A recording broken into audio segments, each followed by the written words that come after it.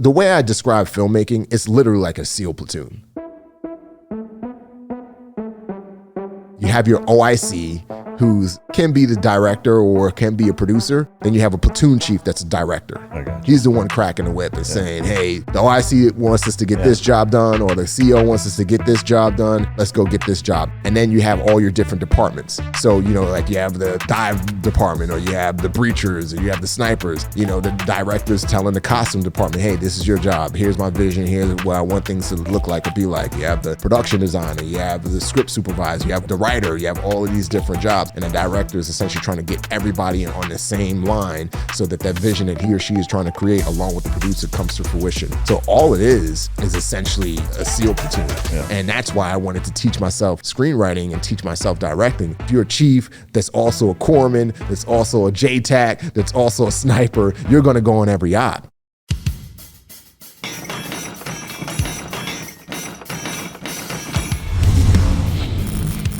Welcome to Mic Drop, the podcast where relevancy is irrelevant and we don't give a shit about your feelings. Ladies and gentlemen, as always, it's both an honor and a pleasure to welcome my next guest back to the podcast. This is third time's a charm. This gentleman sitting to my right has been on here twice before, once covering his first book, Transformed, out, and then the second one we had with a joint guest talking about race relations in the United States. And now he's coming back to give an update on, looking through the email that you sent. Man, you got a ton of new stuff to talk about. Yeah. So we'll dig into that. Yeah. I'll spare all the other bio and intro stuff. I encourage you to check out the other two shows that he's been on. Ladies and gentlemen, welcome to the stage, Remi Adeleke. Yeah, thank you for having me. How close was I? That was good. That was good enough. Yeah, that was good. Yeah. Adeleke. Yeah. I think you even had a hint of Nigerian on that. All right, hint of pigeon on that. We'll take it. Yeah. I appreciate you coming on. I know you're a busy guy. You got 4 young kids and a host of projects going on. You've been all over the place. Yeah. So I appreciate you taking the time to come on. Thanks for having me on, brother. Yeah. So since the last episode, I'll let you kind of give the rundown of what you've been up to since then. I've got some notes listed, but I want to give you a shot to just kind of catch us up quick before we dive into everything. Yeah, I think that was like around 2019 or 2020, something like that. So since then, I've progressed a lot more in my film and TV career, more so as started, I think last time I was on, I was transitioning more into the writer side of things, the screenwriter side of things. I'd written my book Transformed, and then I had kind of taught myself screenwriting because I was getting these scripts to read in order to consult on these big budget films, and I was just like, I think I could do this a little bit better. So that's kind of when I taught myself screenwriting, and then ended up getting into the WGA, which is the Writers Guild of America. We're currently on strike, so I'm out of work in that part of my business now, and wrote some screenplays and got a screenplay picked up called Chameleon from a major producer. Went through a year of rewrites on that, and then after I finished a year of rewrites on that screenplay, got picked up to be a book. Some people in the publishing world read the script and they were like, dude, this is actually a buddy of mine. He's a former agency guy turned author. His name's Taylor Moore. He read the screenplay and he was like, dude, this can be an awesome book series. This is reads like Tom Clancy, Brad Thor. Like, this is something that could have legs for a long period of time. And he talked me into writing the book, which I didn't want to do because I just came off of writing the script. And that's kind of how I transitioned into writing the fiction book. So did that, but at the same time, I was still, progressing as a screenwriter. And then after I finished rewrites on the script, interestingly, the producer had a hard time finding a director, and because every director is booked up. They're 2 years. I'm booked up for the next 2 years. I'm booked up for the next 4 years. And that's when I was just like, you know what, screw this. I'm tired of writing projects and then having to find a director. Why don't I teach myself filmmaking? And so that's when I really started working on movies. I did The Plane around that time, which was a movie that came out with Lionsgate this January. I did an Ambulance for Michael Bay up in LA. We were talking about that off camera. Yeah. And so I just used those opportunities, Terminalist as well, to kind of teach myself filmmaking a little bit and see how filmmakers make films so that I could assimilate that because I didn't have time to go to film school. And then I shot my first short film, which was a organ harvesting film. And then, so that has progressed into now it's going to be be a feature film. So that's what I've been doing since we were last together. It's just really, looking at my life, looking at where I was, and my passion for storytelling and filmmaking, and then just acting on it and learning the ropes. Yeah. I mean, to me, it's fascinating. And, that industry is such at least from an outsider looking in, seems like such a close held, good old boy network kind of like, I mean, even more so than that. I mean, I don't want to get way too off in a tangent, but almost like Illuminati kind of like there's people involved that like it seems like it would be almost impossible to just break into that. It is. What's been your experience with that kind of aspect of the industry? It's been hard, man. It's been really hard to penetrate the business, just because most of it is not just about who you know.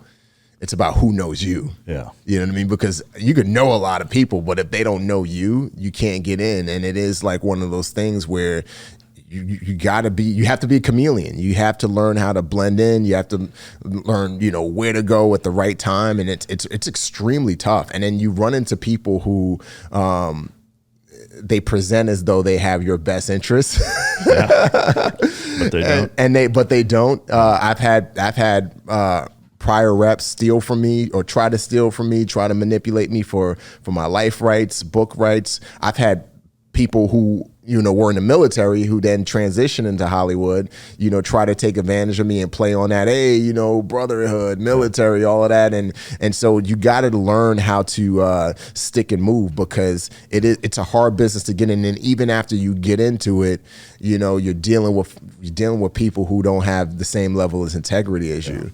And that's really rough. And that was a lesson that I learned the hard way, because, being in the teams, and not just the teams, but being in the military and then going from the military into the teams, everybody, when they say that, when a guy says, hey, I'm gonna be here at this time, he's there at that time. When a guy says, hey, I'm gonna have this gear, they do what everybody, for the most part, does what they say they're gonna do. And there's that integrity and there's that buy-in. And so, when somebody says, hey, I'm gonna hold down on this door, you don't have to look, you don't have to double check. And I think that one of the mistakes that I made when I got out of the military and then started transitioning into my film and TV career was I was taking that same mindset that I had of being able to trust people easily and acting upon that in the film and TV business. Yeah. And so I would say, it's tough, brother. It's tough. And there's times when I'll ask myself, I'll just be like, dude, like, are you sure you want to keep doing this? Like, why don't you go do something else? Yeah. And then what I always come back to is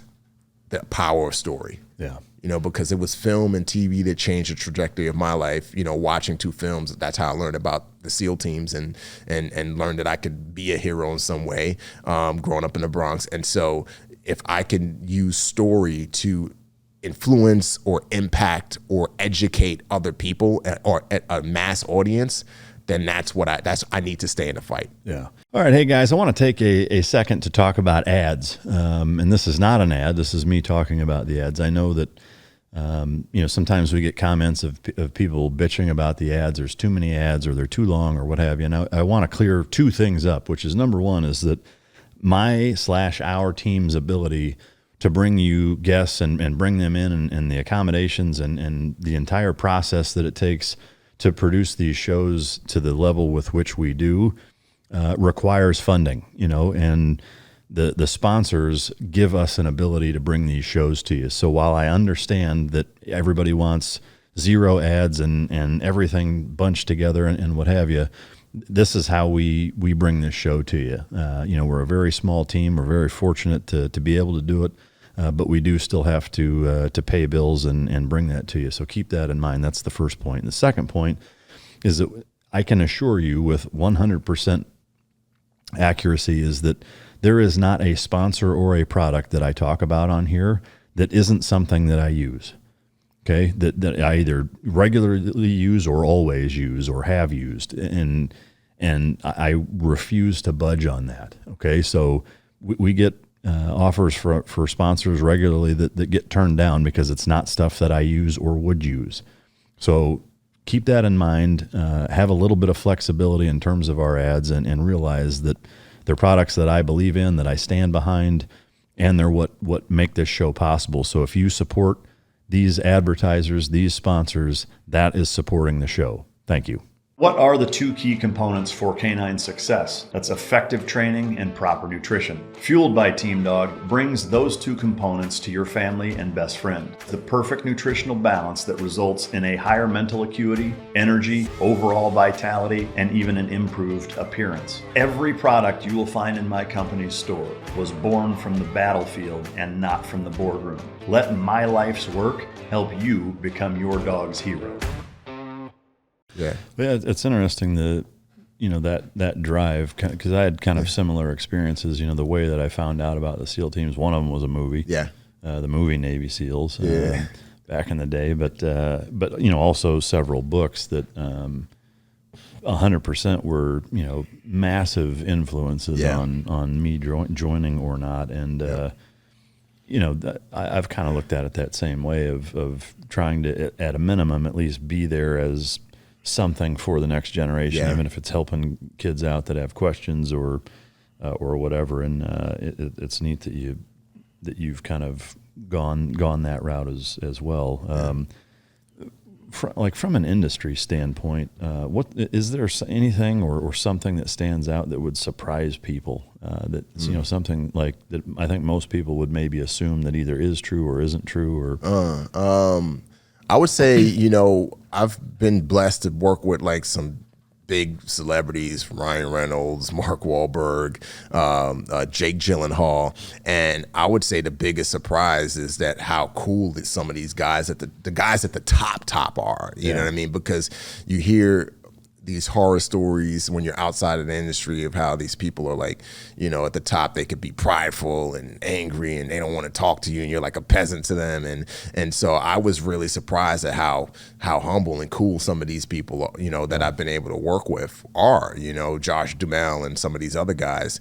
And even now, I'm casting a film that I'll be directing after the writer's strike, and even like connecting with some of the actors that we're casting, just how like cool and level-headed they are and humble they are, you know what I mean? And so I would say that's been the biggest surprise for me, especially given what I've heard before being in the business. And then I would say that probably would be a surprise. For the most part, a lot of people at the top are pretty cool, chill people. It's interestingly, it's the issues that I've had have been with people who are like in the business, and they're like not at the top, but they're like their trajectory is eventually the top at some point, and they're at that kind of third tier level before they get to the second tier, before they get to the tier one A-list star. It's like that's the interesting bunch that I've found. That's the pride. That's the total dick. Yeah. Who's a total dick? I can't say that.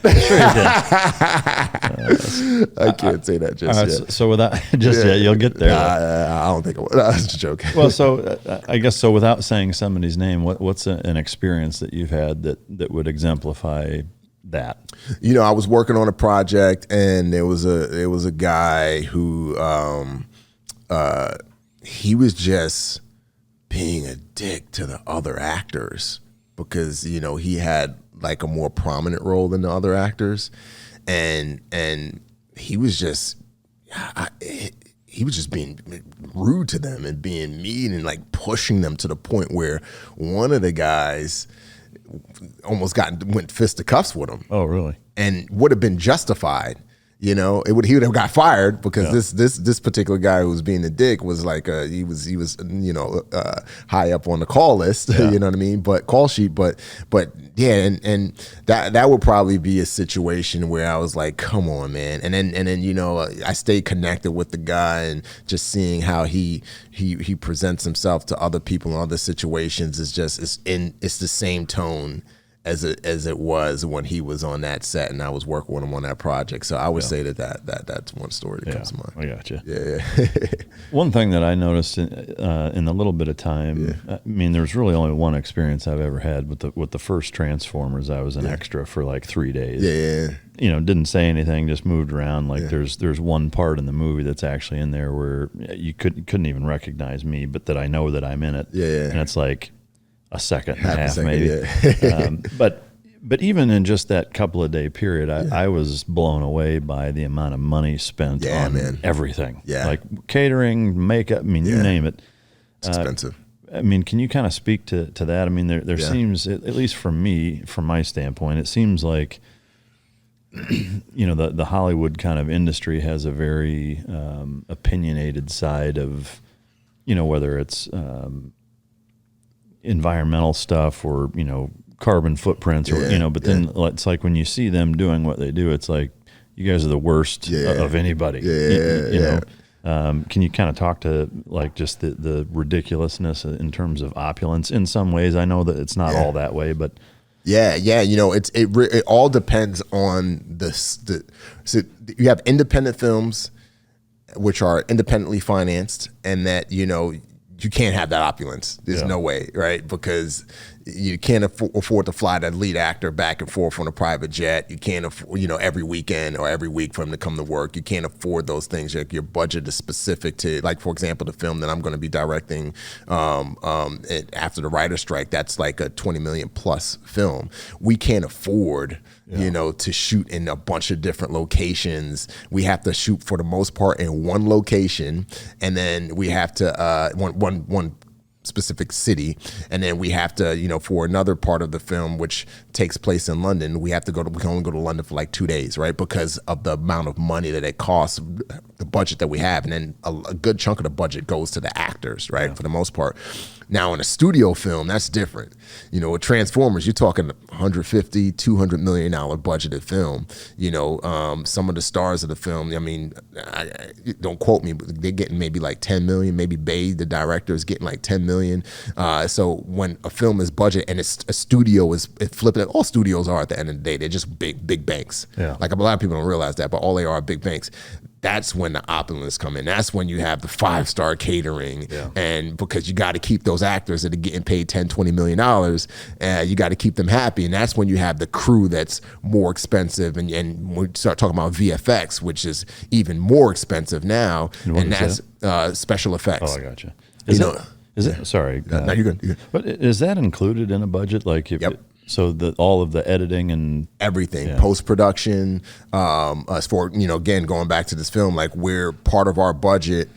We were going to film in DR because there was a 30% tax credit, but we're looking to potentially move it to PR, Puerto Rico. But our post-production, there's a nice tax credit in New York City. So we're going to do our post-production for the most part in New York City. All of the amount of money, the full budget is all that. The whole film from beginning to end, not including marketing and PR, which is a different type of budget.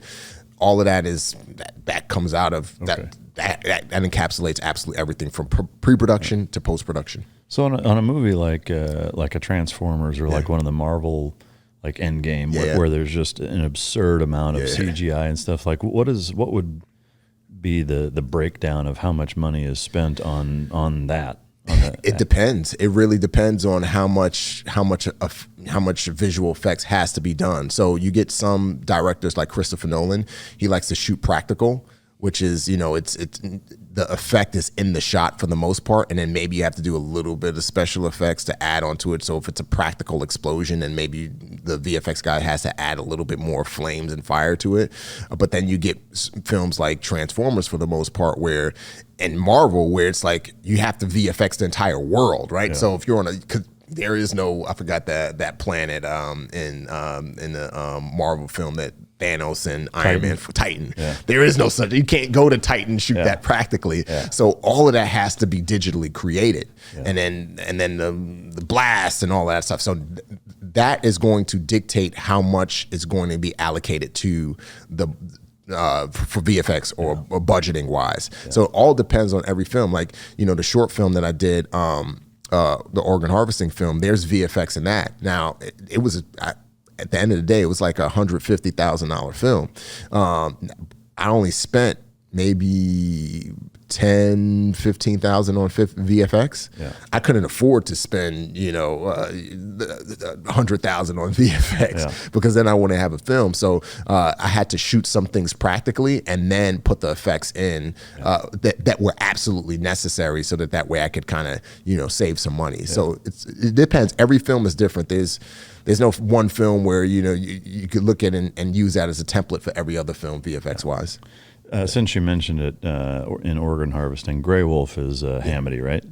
Yeah. He's Amity. Yep. I saw that. I was like, wait a minute, I know that fucking guy. You know, he was awesome because he taught all the actors Arabic. Oh, really? So they could say it, because I wanted it to be as authentic as possible, and I didn't want people in Venezuela to be speaking English when they're not English speakers, and I want people in the Middle East to be speaking English when they're not, and so for the most part he taught those girls. As a matter of fact, one of the girls, she's Jewish. Oh, wow. One of the girls in the film, and the other girl, she's just half black and half white. They just, when you look at them, they look like Yazidis girls.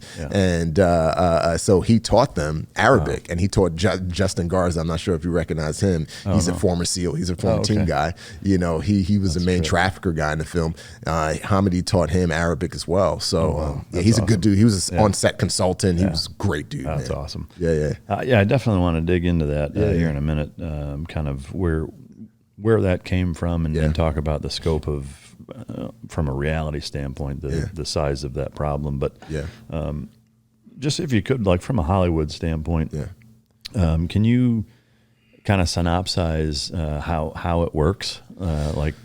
Just a general 101 of movie making. Yeah. So, I mean, it all starts with, well, it depends. It depends. If you're talking about somebody who's already in the business and established, most things start with a producer. So a producer kind of comes up with an idea.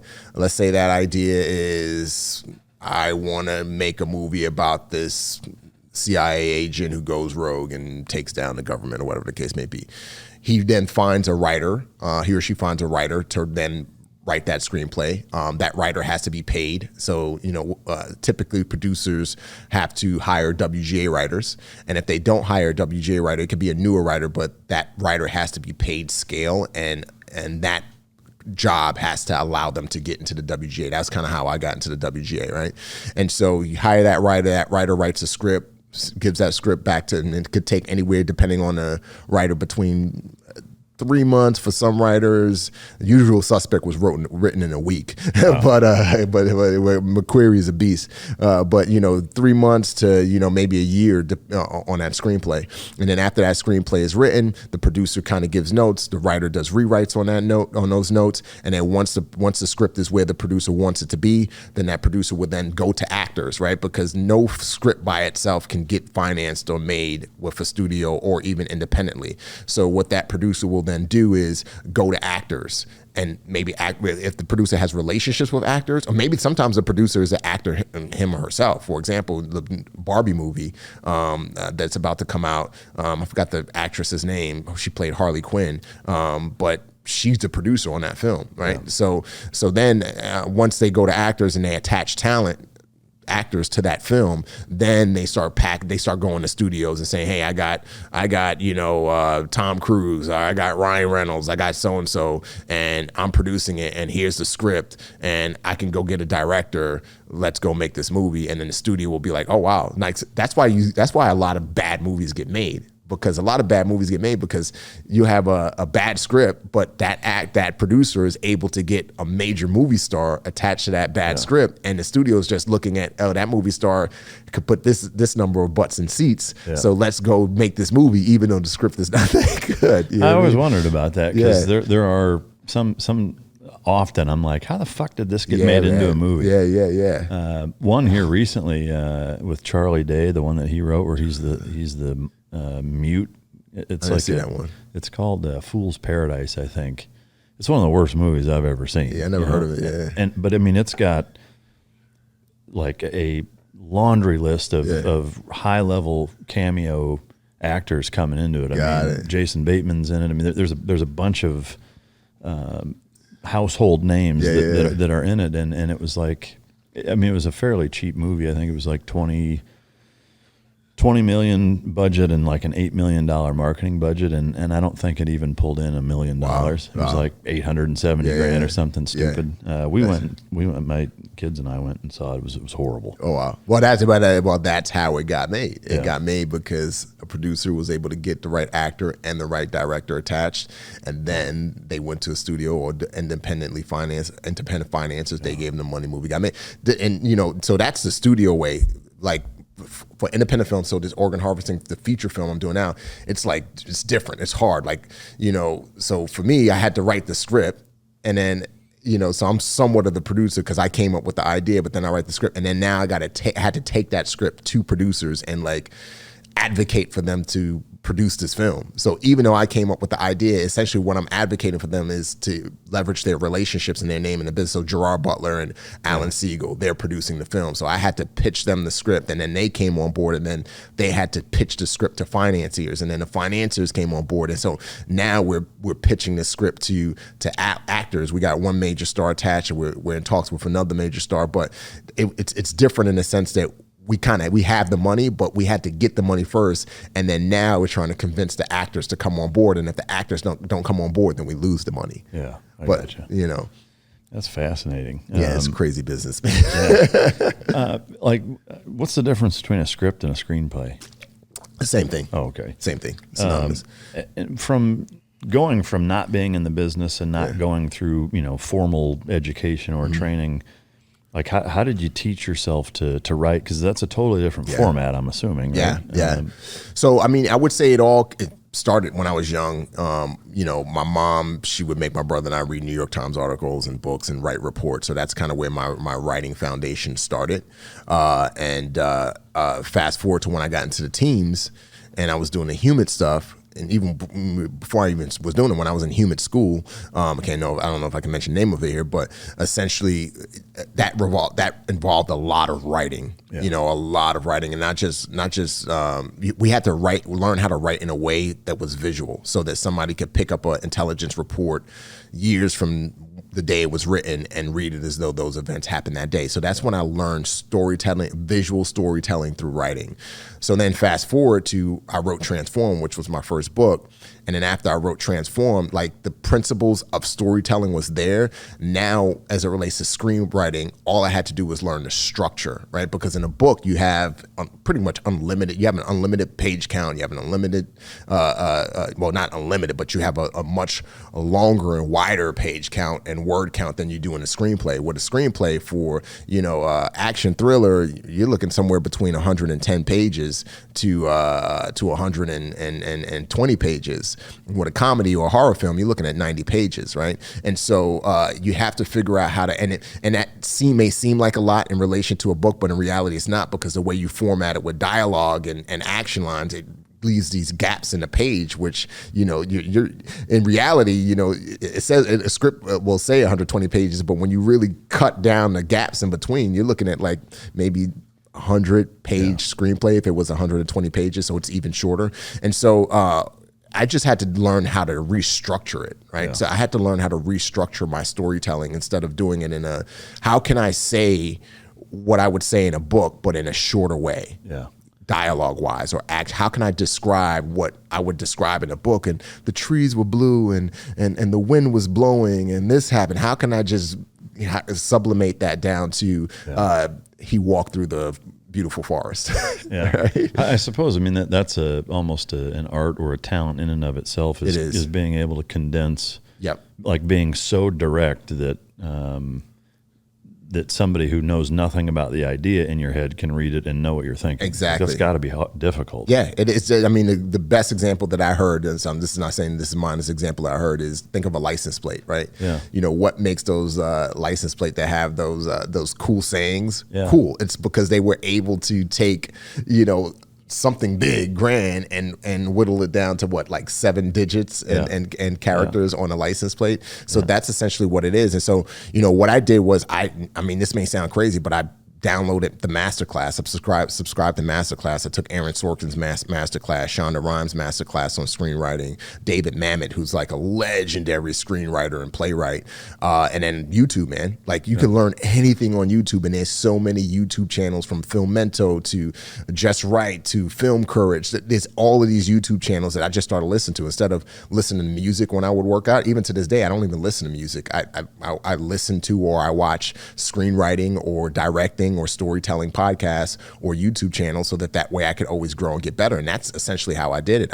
And I've always been a visual learner. I think a lot of team guys are, right? You see how something is done and then you kind of mimic it and you learn by actually doing, opposed to like going to a school. I don't think if I went to a filmmaking or screenwriting school per se that I would do well. I had to actually learn visually and then apply what I learned and make mistakes. So that's kind of how it all came together. All those classes that you took, those are all master class classes? Yeah. That master class, it's $199 a year, and there's cooking, there's shooting, all kinds of different classes on that. Yeah, man. That's wild. Shout out to Masterclass and YouTube. Yeah, that's to me that's a big testament to the information's out there. I mean, I see it day in, day out. I mean, when you look at how we grew up versus like YouTube as the most classic example, it's like, dude, you can learn anything. I mean, you can have any question answered and you can learn anything between YouTube, just the internet, and now Chat GPT and then some of these AI apps. Like, I guess, speaking of that, that has to be threatening a little bit, right? 100%. As a matter of fact, the reason why we're on writer's strike now is because we were negotiating the WGA, which is the Writers Guild of America, governs every Hollywood screenwriter. So every person that writes for TV and writes for film. And we started negotiations with them, I want to say early part of May, or late part of April. And, there were a few things that we asked for: more residuals as it relates to streaming, the abolishing of mini rooms, and also there's a lot of other things. But the big one was AI. Because essentially what studios want to do is they want to be able to use AI technology to generate a script. As a matter of fact, some studios have used AI technology to generate a script. And then to save money, they want to be able to give that screenplay that's been generated to an assistant or an executive at the studio, because the executive or assistant's already on payroll, and then have them, tweak it, flesh it out a little bit more, add more emotion to it, because AI doesn't have the ability to add emotion to a character or a specific scene, and then they save themselves hundreds of thousands of dollars, right? And so it's a major issue right now. And just to put things into perspective, so my book Transform got picked up to be a film with a major studio, and not only did they buy my book rights and life rights, but they hired me to write the screenplay. At the end of the day, that deal is like super valuable, especially when we're talking about back end. We're talking about a lot of money, hundreds of thousands of dollars that I would get paid if I was doing, which I already wrote the screenplay and turned into the studio, that I would get paid. That's a lot of money that the studio could save. Right. Especially on rewriting, because every time a script has to be rewritten per the WGA, you have to get paid for that rewrite. And that adds, you can get paid $50,000, $60,000 for just doing one rewrite and doing that in a week, 2 weeks. And so AI is really encroaching in Hollywood. In a good way in some instances, and in a bad way. What the WGA asked the AMPT during negotiations, what they said, okay, hey, if you want to use AI, all right, you can use the AI, but a WGA writer, instead of an executive or an assistant at the studio, a WGA writer has to then come along, rewrite the script, polish the script, and then that WGA writer will then be credited as the sole writer on that script. So all it is a tool, just like Final Draft, which is a screenwriting software that we use to write scripts, just like Final Draft is a tool. And the studio said, we don't even want to have a conversation about AI. Yeah. And that was one of the reasons why we went on strike, because they want to be able to stick with AI and save tons of money. So it is an issue. How would that be, I guess, kept, would you audit it? Like how would you keep them honest? Well, no film can go into production unless it's a gilded film. So no Hollywood film and no Hollywood producer, whether they're attached to a studio or not, no project can go into production unless it's gilded, which is gilded means the actor has to be a SAG actor, part of the SAG Guild, Screen Actors Guild. The director has to be part of the Directors Guild of America, and the screenplay has to be a WGA, Writers Guild of America screenplay. So as of right now, no studio can go into production without those entities being a part of it. So that's essentially how it's audited. And if a film came out a year from now, and it's the first question that the studios are going to ask is, who's the writer on this? Who's the director on this? Yeah. Who are the actors on which that has to be made known? Yeah. You know what I mean? And they can't create some type of fake avatar and say this person wrote it, because that person has to be in the WGA. But I guess the WGA then would almost have to have a department that's verifying all of this, though, right? I mean, they do. Oh, okay. Yeah, before film goes into production, before it even goes into production, it's all verified. Okay. From all of the unions, and the studios have to pay specific dues to the unions, if my memory serves me right, in order to be able to use their talent. Yeah, I got you. Yeah. So the strike that's going on right now, is it looking good? Nah, man. I mean, we've been on strike since May 2nd, and we're not even at the negotiating table with the AMPTP, which the AMPTP represents all the studios and all the streamers.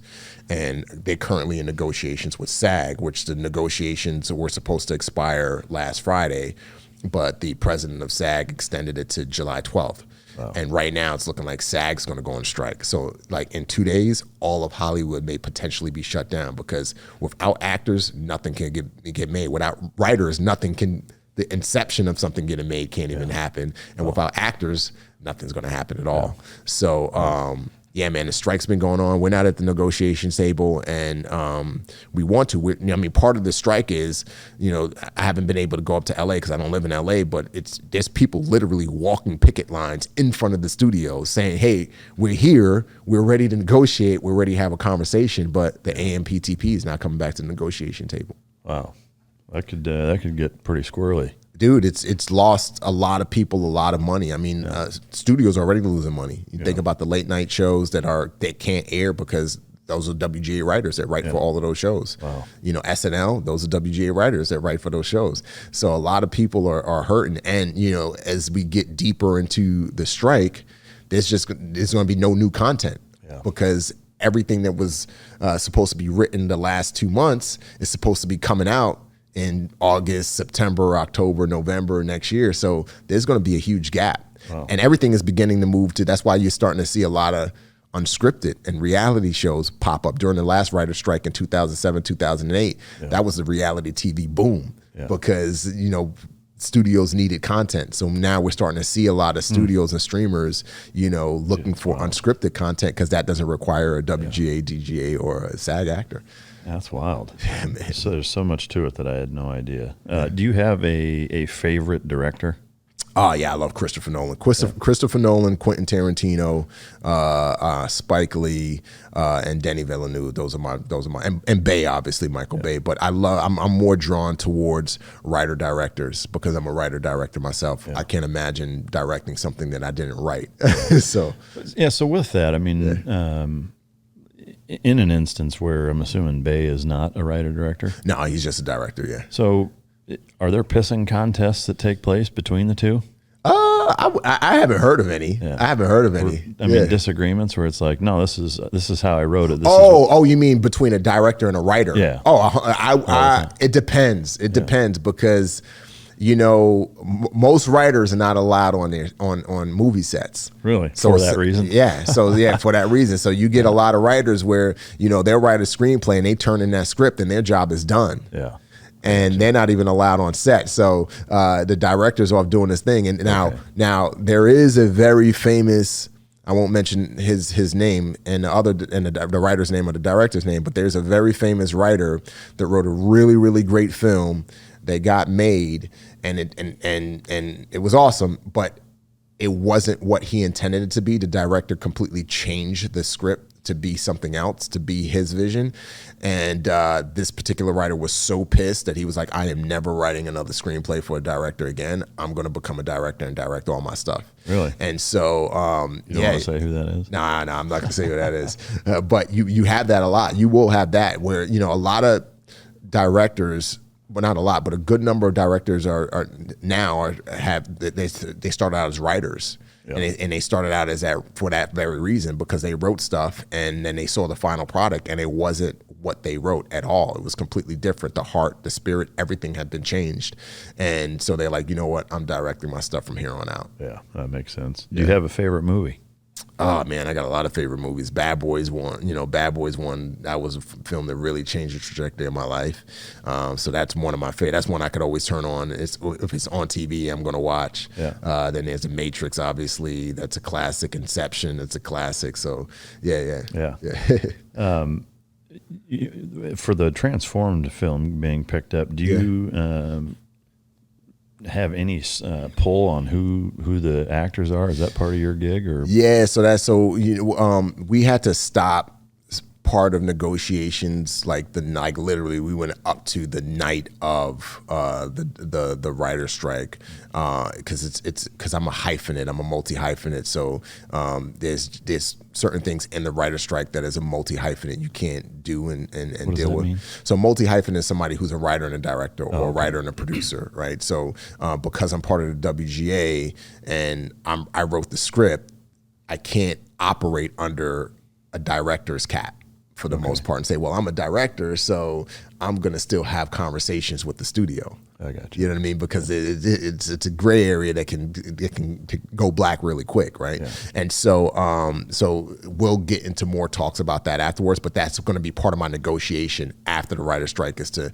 be able to have some say on who's going to play me or who's going to play this character, and also to negotiate for me to direct the film. Yeah. Because I was a bit hesitant on bringing up the topic of me directing before the strike, because my agent was like, don't say anything, this is a lot of money, we don't lose the deal, we don't want to run them off.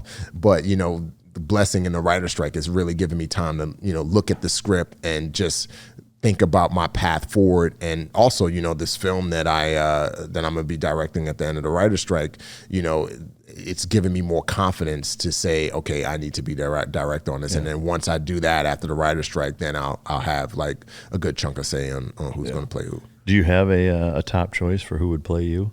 Yeah. Can you say who it is? No, I can't say who it is. Can you give us a hint?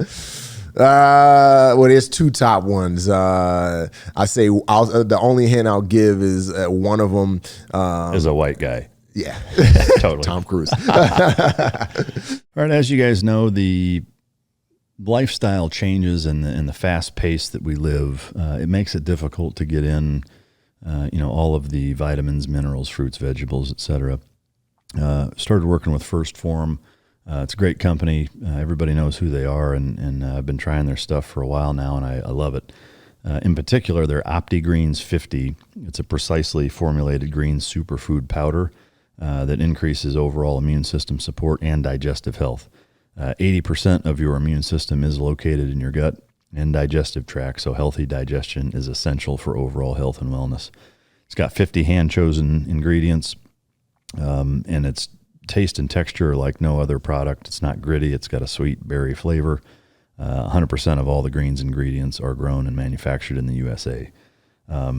For me, this is a really good one-stop shop to get all the extra stuff that you need. There's a lot of greens out there. This is a product I stand behind, I take, I enjoy it, and notice a remarkable difference in just overall the way that I feel. My gut health and digestion is noticeably improved. It's a green superfood blend. It's a phytonutrient blend. It's a glycemic balance blend. It's not going to spike your blood sugar. It's got digestive enzyme blends and probiotics in it. It's a great product. Andy Frizella and First Form is a phenomenal company that is very supportive of the veteran community, and I can't say enough good things about him and the company. So OptiGreens 50, just a great product, and they're a fantastic sponsor and supporter of Mic Drop. I want to take a second to talk about something near and dear to my heart, and that is a staunch supporter of this podcast, which is Bubs Naturals. The hat sitting in front of me here on our coffee table here in the studio belonged to Glenn Doherty.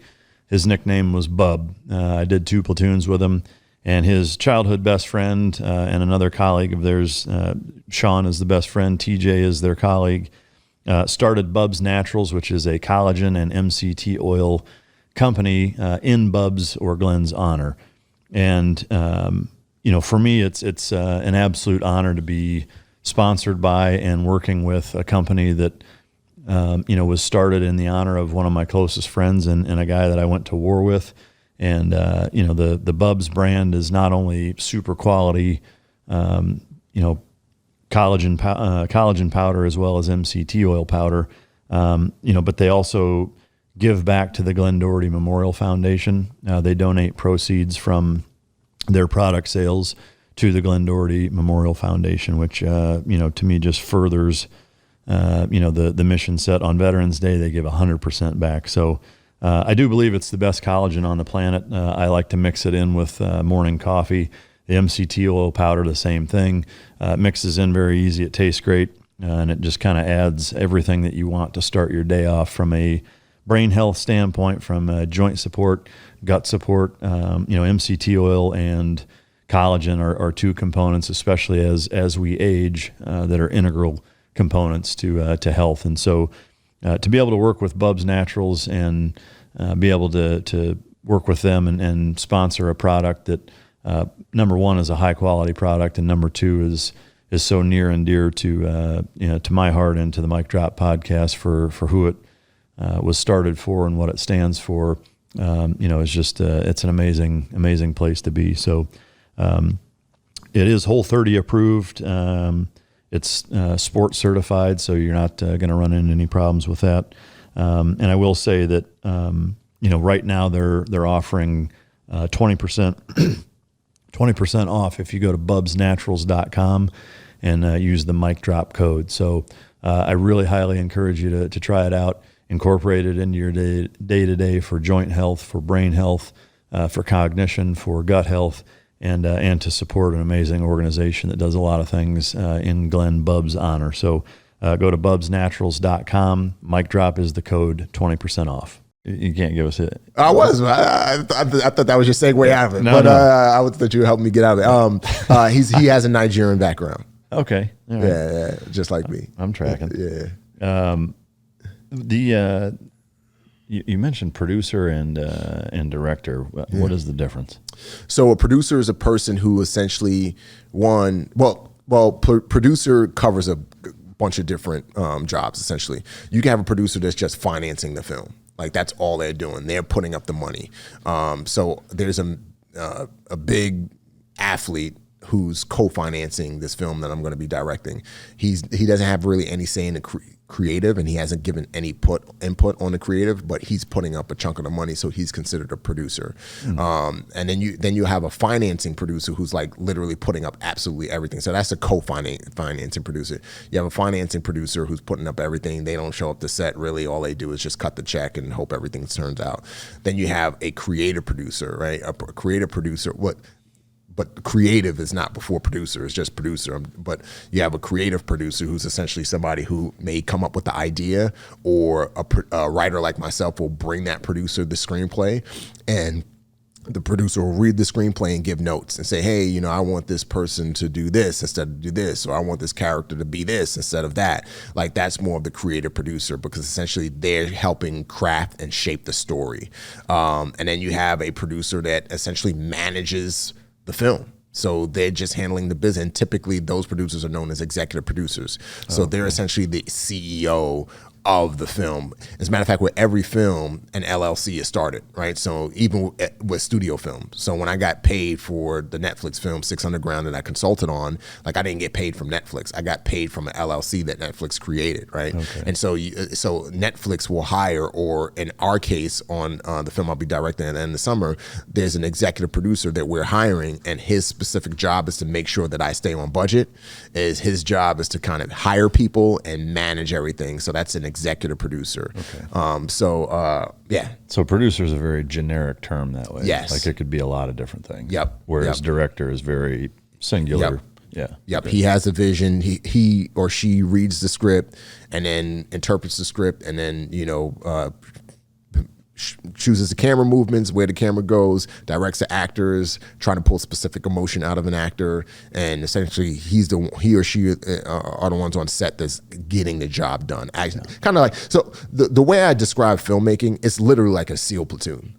You have your OIC, who's can be the director or can be a producer. Well, I would say the OIC is more of the producer. Then you have a platoon chief that's a director. I got you. He's the one cracking the whip and saying, hey, the OIC wants us to get this job done, or the CEO wants us to get this job done.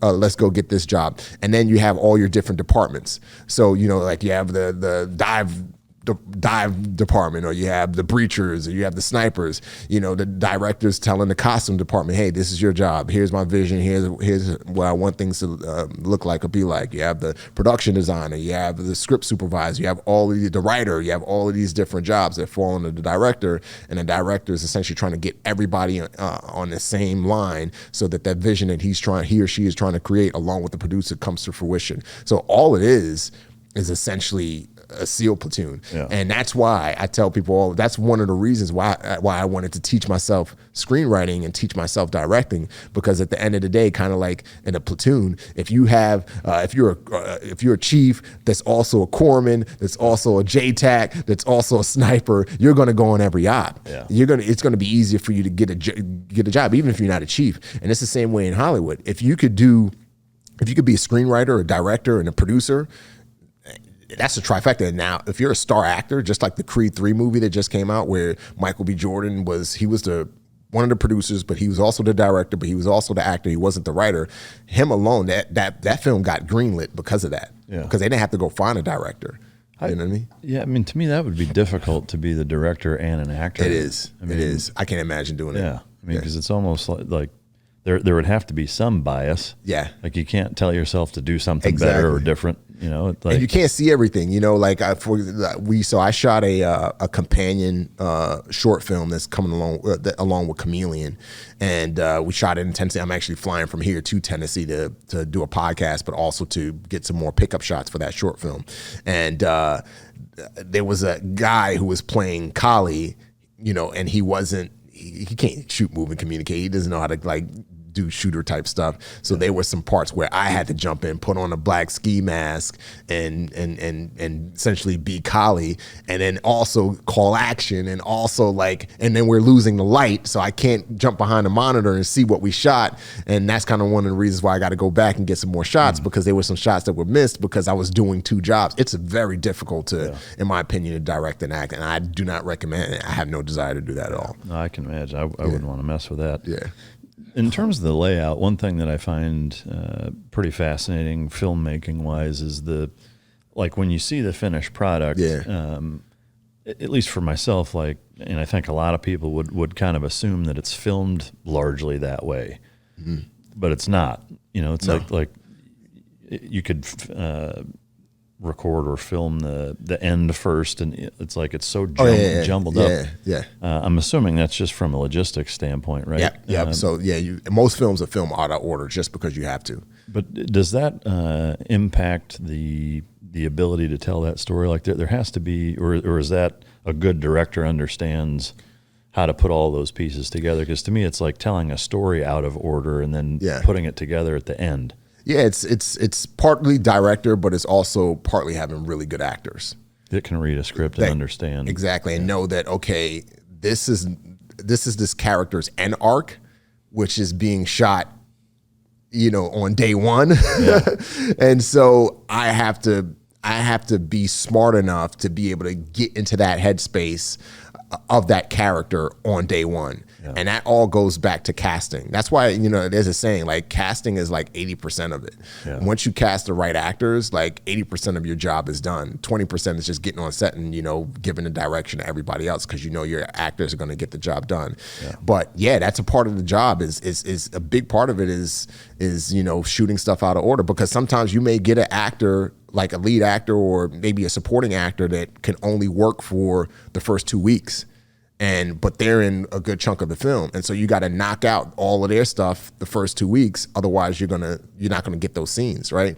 Or locations are a big part of it. There's some places where you can only get a location, for the first 3 weeks of the shoot, and then and that location is where the end of the film takes place, or maybe the middle of the film takes place. So you have to shoot that early on. So it all comes back to the script. Everything always comes back to the script, right? So it's all about how the script is written. But then secondly, a director being an executive producer, being able to look at the budget, look at the script and say, okay, this needs to be done at this point for financial purposes, and then a director following those orders and being like, all right, let me get this done, and then casting actors that are able to get it done. So it's a process. I mean, there's so much shit going on with it. I mean, the amount of organization and logistics required to film, especially like a Mission Impossible or something, or like some of Jack Carr stuff that is all over the world. Yeah.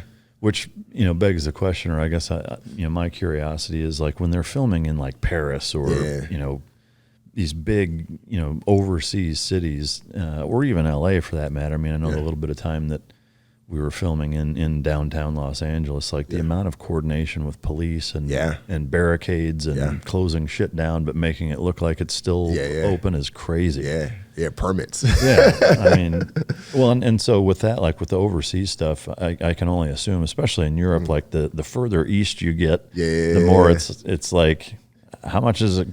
That's not a pain, like in reality, because a lot of those countries, they want films shot there because it when people in America it brings tourists, and then also it's a lot of money. I mean the city, state, wherever, they're making a lot of money. That's why you see these states in America and also these countries that are offering these tax credits for people to come because they know it's going to generate money for the economy. When you like Mission Impossible, you know how much money Mission Impossible made.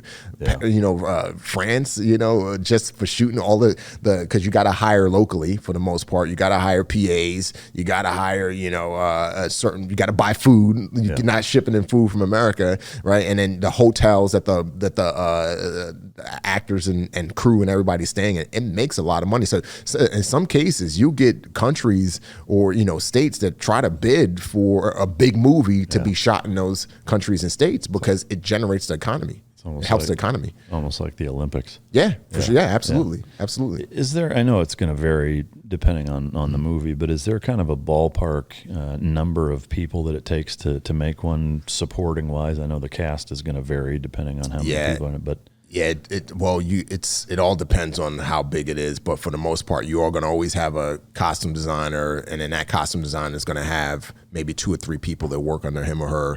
You're going to have a DP, director of photography, and that DP is going to have like 3 or 4 camera operators that work under him. So, I mean, for the most part, you're going to always have your standard position. Just like you're going to, in a platoon, you're going to always have, a JTAC, a sniper, a breacher, OIC. You're going to always, so from that standpoint, I would say, crew will, for an independent film, say $30 million film, crew-wise, you maybe 30, 40 crew members, give or take.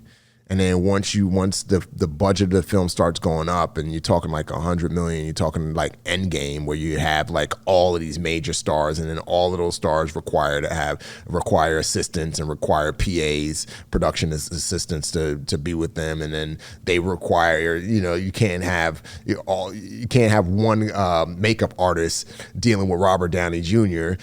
Because then that's going to take forever for all these other actors to get in. So you got to hire more makeup artists and more hairdressers and all that other stuff. So yeah, I would say 30 to 44 would be somewhat of the standard number. But then once you start getting into those higher budget films, I mean, it's going up. You're talking like, that's why for Transformers or these other Marvel films, when those credits roll at the end, it's like 20 minutes. Yeah. It's a long credit roll, man. That's wild. What does an actor's production assistant do? It's just pretty much like is a with them. Hey, a bitch boy in the platoon. Somewhat, yeah. New guy. Hey, grab me lunch, or knocks on the trailer. Hey, you got 5 minutes or whatever to get to set, or 10 minutes. Is just just an assistant doing assistant duties. Yeah, that's wild. Yeah. Is there a short list of who you consider or regard the most talented actors in the industry? I mean, I know there's a lot of them, but yeah, there is a short list. There's 30. It's not necessarily based on talent. It's based on who can put the most butts in seats, right? So we call them bankable names, right? So there's only about 20 to 30 names that can get a movie greenlit, right? So Tom Cruise, it doesn't matter what screenplay is put in front of him. If he likes it, that movie's going to get made, because at the end of the day, a lot of artists going into the business, and even people outside, they don't understand that it's a business. Yeah. Like, it's a business. If they see a project that's going to make or can make a lot of money, they're gonna get behind it. And so Tom Cruise, you put him in a movie, the movie's gonna maybe make $700 million to a billion. You know, look at Top Gun Maverick. I think that hit like 1.3 billion. Yep. You know what I mean? So it's not necessarily based on who's the best actor or who can get into character the best. It's all about who has the biggest international names, and it's not about national names. That's a big thing that a lot of people don't understand. It's not about who's big in the United States. It's who's big internationally, because most films, they make the majority of their money internationally. They don't make the majority of their money domestically. And so a lot of it's China, right? Well, it depends, because China doesn't allow every American film to be released in China. Yeah. You know, and that's why you get a lot of studios that are, you know, like Disney, that they petition hard to get movies released in China. But I think China, they have a list of, they have a number, they have a quota. I think it's like after 10 or 20 American films a year, no other American films could be released in China that year. And so, but you know, European territories are big, South American territories are big. And so that's why it all goes back. Is Tom Cruise's name, or is Tom Hardy's name, or Jake Gyllenhaal, whoever, are there names that people recognize in Europe, in Asia, in South America? Because if so, we can now sell foreign rights, right? So you'll get, for independent films, you'll get producers who, before the film even goes into production, they've already made money off the film, because they've been able to go to Germany and say, hey, Jake Gyllenhaal's in this film. We know that there's a lot of, and I'm just throwing out a random name. We know that a lot of Germans love Jake Gyllenhaal, so this movie will will potentially make this amount of money in Germany. So Germany will then cut a check, right? Or a German, not Germany in and of itself, but a German distribution company will then cut a check to that producer for X millions of dollars, and to say, okay, if you guarantee me the distribution rights in Germany, here's this money. Yeah. So some films get, like, that's how Plane got financed partly. Because Gerard Butler, he has such a big international name in a lot of different international territories. So they were able to go to specific international distributors and say, hey, we got this movie coming out called Plane. Gerard Butler's playing a pilot. Plane's going to go down and he's going to have to survive. Action thriller, boom. And then those territories cut a check. I gotcha. Yeah. Wow, that's fascinating. So it's not based off talent. It's not based off who's the best actor. It's based off who is going to put butts in seats and make money. So if you set aside the butts and seats factor, are there a couple of actors that, in your mind, just from a pure talent standpoint, stand out? Oh, 100%. Tom Hardy is a beast. Yeah. I mean, Tom Hardy is a freaking monster of an actor. I mean, he is a chameleon. He could become whatever character he needs to become at the drop of a dime. You know, Jonathan Majors, you know, I know he's in trouble now. You know, I don't want to say he's in trouble, but he's in legal situation right now. But all that aside, he's an amazing actor. I mean, he was great in Creed 3. He was great in Kang Dynasty. I mean, he's an actor that can become whatever character he needs to become at the drop of a dime. Same thing with Denzel Washington. So those are actors that I look at, and I'm just like in awe sometimes of, like, Christoph Waltz, you know, who's Leonardo DiCaprio. The dude's a freaking gnarly actors, man. Yeah. Yeah. That's fascinating. Even you know, I was Nicolas Cage. I was on the plane when I was flying here. I was watching 60 Minutes, and they did a special on Nicolas Cage, and they showed like a bunch of clips from the different movies he's done over the last, I don't know, 40 years, and just to see how he becomes different people and he puts his emotion, and it's not, it doesn't read as fake. It doesn't read as acting, right? Because there's some people who you could tell they're acting, but there's other people who are becoming. They're becoming the character. Yeah. They're becoming that headspace. And Nicolas Cage, man, that dude, I'd love to work with that cat one day, because he's a freaking beast, man. I can't. His name is escaping me. American Psycho. Christian Bale. Yeah, he seems. He's another one. Yeah. He's a chameleon. You know what I mean? Yeah. It's a fascinating industry, no doubt about it. Yeah, from a writing standpoint, what makes a good story? Characters. You know, for me, it's you know, it's all about the character. You know, character drives plot, in my opinion. Plot should never drive the character, if that makes sense. So, you know, the best films that we could look back on, those films as being great, not necessarily for the plot, for the most part. The plot, you'll remember it, but mainly for the characters. You know, think about Matrix, Neo. You know, think about Forrest Gump, right? I'm trying to think of other like really Top really Gun good. Maverick. I mean, Top Gun Maverick. Yeah. The original Top Gun. Maverick, the character in Top Gun. Always go back to character. Shawshank Redemption. Yeah. Tim Robbins' character, and so to me, that's what makes the best story. It all comes back to characters. Yeah. What would you give somebody who's an aspiring writer that wants to become a writer? What would you give them for advice? Do it. Just do it. I would just do it. I don't mean do it in the sense that, hey, I'm going to write a screenplay for it to get made right away. Yeah, yes, it's always good to think about time and money and think about, okay, if I'm putting this time into something, then I should be getting paid for it. But learn it. Do it right. Like you can't, like you won't get better as a writer unless you actually write. It's that, Malcolm Gladwell talks about the 10,000 hour theory or rule, where you have to, once you do something 10,000 hours, you're close to mastered it. And so that would be my advice, is to go out and do it. And I say this because I get so many people who reach out to me on social media or reach out to me through my agent, and they're like, hey, I want you to write a project for me. Like, I have this idea and I want you to write, and I don't have the time and I don't have the capacity to write because I have all these other projects. And my advice to them is like, no, you do it. Yeah, but I suck. But learn, teach yourself. Yeah. Learn. You want to be like, you should be the master of your story, especially when we talk about stories that involve you, biopics or stories that are very personal to you. Yeah. No one can tell that story like you can tell your story. And so that would be my biggest piece of advice. Do it and keep doing it, and screw up because you are going to screw up, but keep doing it. Go to YouTube, learn about story arc, learn about, a 3-act structure and all of these different things. You don't have to go, in my opinion, you don't have to go to a university and to learn all of these things. You can learn all of this stuff on YouTube and then take what you learn, apply it, and just go do it. I mean, that's great advice, and I agree. I guess from the step 2 is that, okay, you've done it, you've written some things, whatever. How do you approach having something made? Like, yeah. So at the end of the day, it's not about who you know, it's about who knows you. So location matters. So if you want to be in the film and TV business, you gotta be close to the fire. So you gotta get to LA. You got to build natural relationships, not relationships with the purpose of, oh, I'm building this relationship because I want something out of it, but just natural relationships. There's screenwriting competitions that people can submit their screenplay to, and if it's really good, it could work its way up the food chain, and then you can get noticed by managers, agents. Because at the end of the day, a lot of people don't realize this.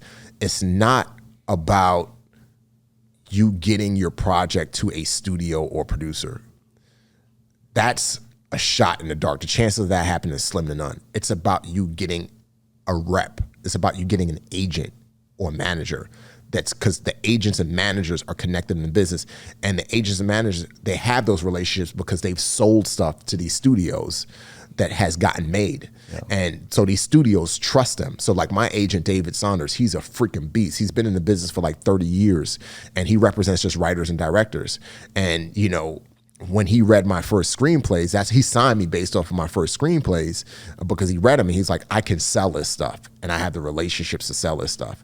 And then he started taking it out, and 3 weeks after I signed with him, I got my first writing gig that got me into the WGA. Wow. So it's all about getting to an agent and manager, and the way you get to an agent and manager is not, you can't cold call or, send a script randomly to them because they get that all the time.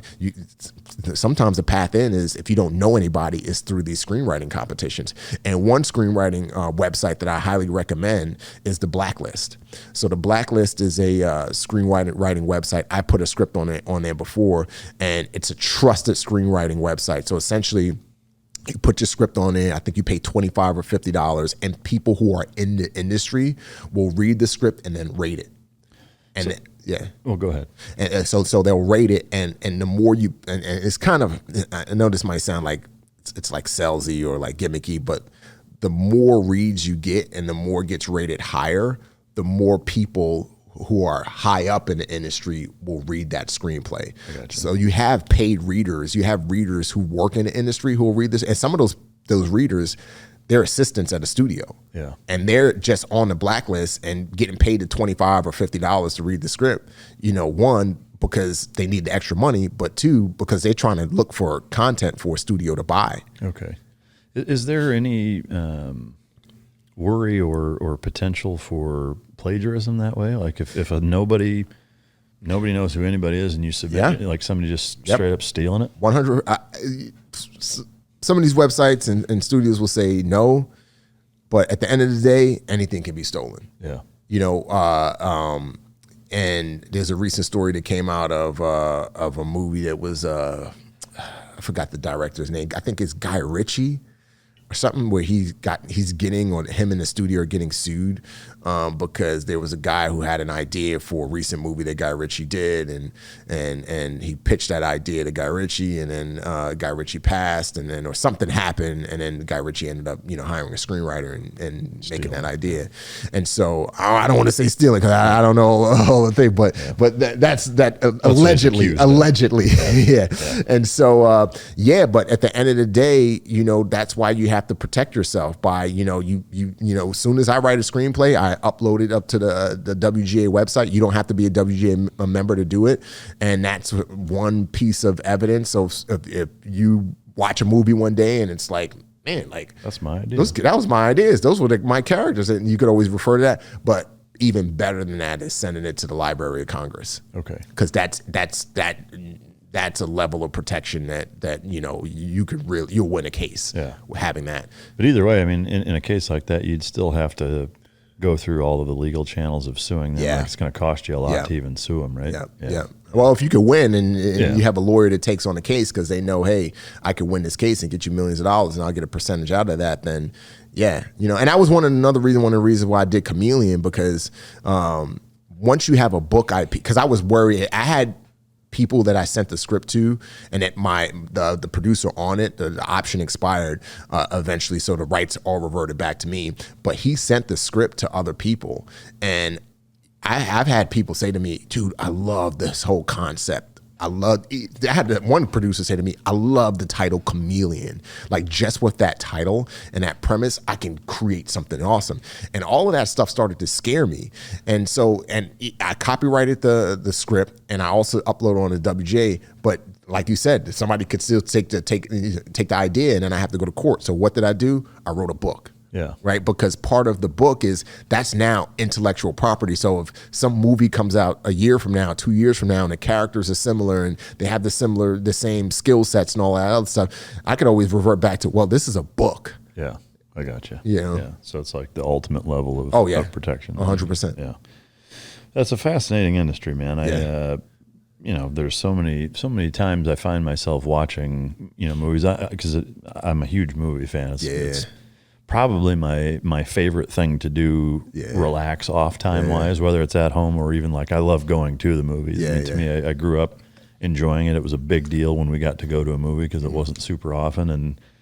And now, fast forward, as a dad, like that's one of my favorite things to do with the kids is, go to the movies. That's when my cheat meals are also, I'll eat whatever the fuck I want.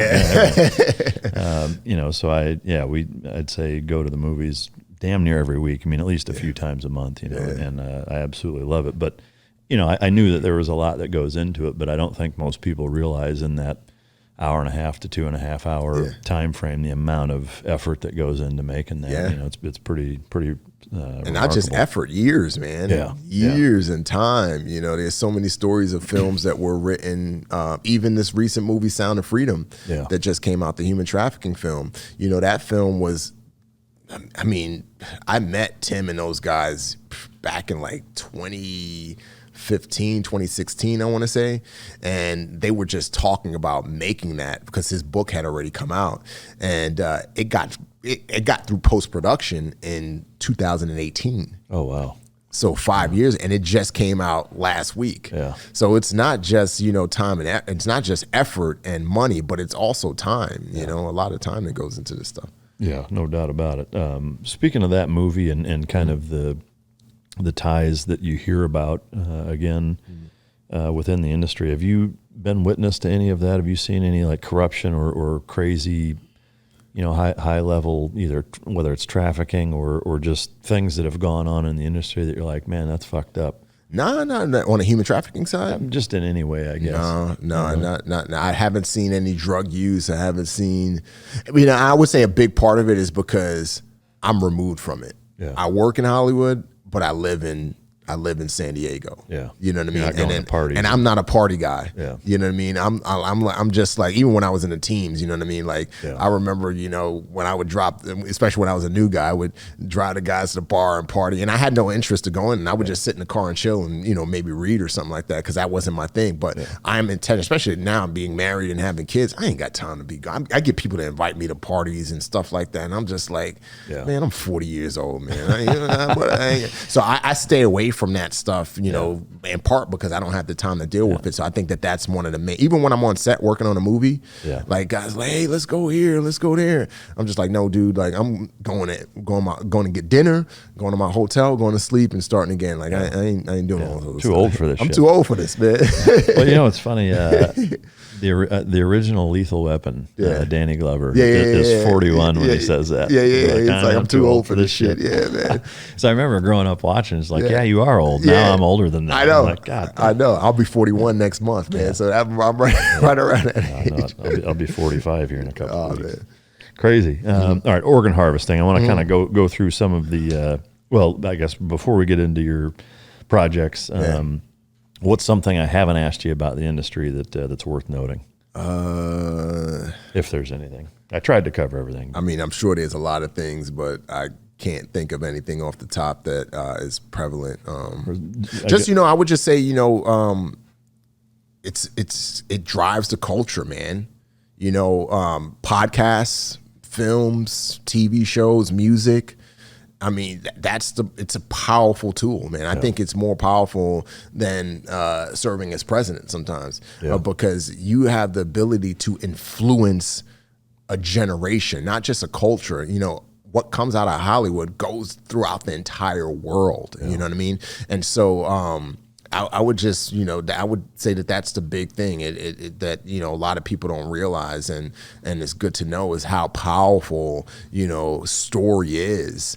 And I think for me, you know, that's why every time, as I mentioned earlier, I'm like, dude, why am I here? I always fall back on that this is my mission, to be able to tell impactful stories and use story to change life. Because, you know, it was story that changed my life, and then use story to educate, hence the organ harvesting film, you know, because I didn't know anything about human trafficking when I got out of the military, you know, even though, you know, I just found out recently that the federal government made it a federal crime in 2000, you know, that human trafficking would be a federal crime. You know what I mean? So to be able to use this tool to educate people, even on a topic like human trafficking, specifically organ harvesting, of the reality, so that they can engage in the fight in some way, whether it's donating or serving or whatever the case may be. That's the power of Hollywood. That's the power of story. That's the power of podcasting, film, and TV. And that's why, even though it's a hard business to be in, I stay in it, because I know it's a massive bullhorn that can influence not just cultures, but generations. Yeah. To me, there's a bit of a fine line there. I will say, I know for most people, like, there's a component of wanting to be entertained, but not dictated to or preached at, you know, which I can imagine, kind of to your point, is a bit of a balancing act of wanting to influence and communicate and tell stories and be impactful without, because to me, like the epitome of what I'm talking about is the award shows. You know, it's like, I accept this, but now I'm going to, you know, run my mouth and talk a bunch of shit. And it's like, I think most people are just like, will you just shut the fuck up? Exactly. Yeah, get your award and go. Yeah. No, I'm the same way. Now, it is a fine line, and that's why, like, I think when I'm writing, I always try to be intentional about putting, if there's a specific message in there that I'm trying to get out, like, putting it in a way that's not overt. For example, I mean, I'll use Chameleon as an example. I could just, because I just finished writing that, you know, one of the underlying theme throughout the book that comes to the surface at the forefront, it becomes a bit more overt at the end, is the importance of political unity. Not just political, but national unity. Because right now we're just so divided in this country, and there are outside forces outside of the U.S. that are playing a role via AI, via social media, via, fill in the blank, in order to keep us divided for our demise, our ultimate demise. And so one of the underlying themes in this book is the importance of national unity. We have to come together. And I also kind of, under the surface, talk about how a lot of our division doesn't just come from outside of it, comes from the top. It comes from politicians at the top who are intentionally trying to keep us divided so that they can have their section and the other group can have their section, and then we could keep fighting and they can stay in power and keep getting rich and keep doing all of the things that they're doing.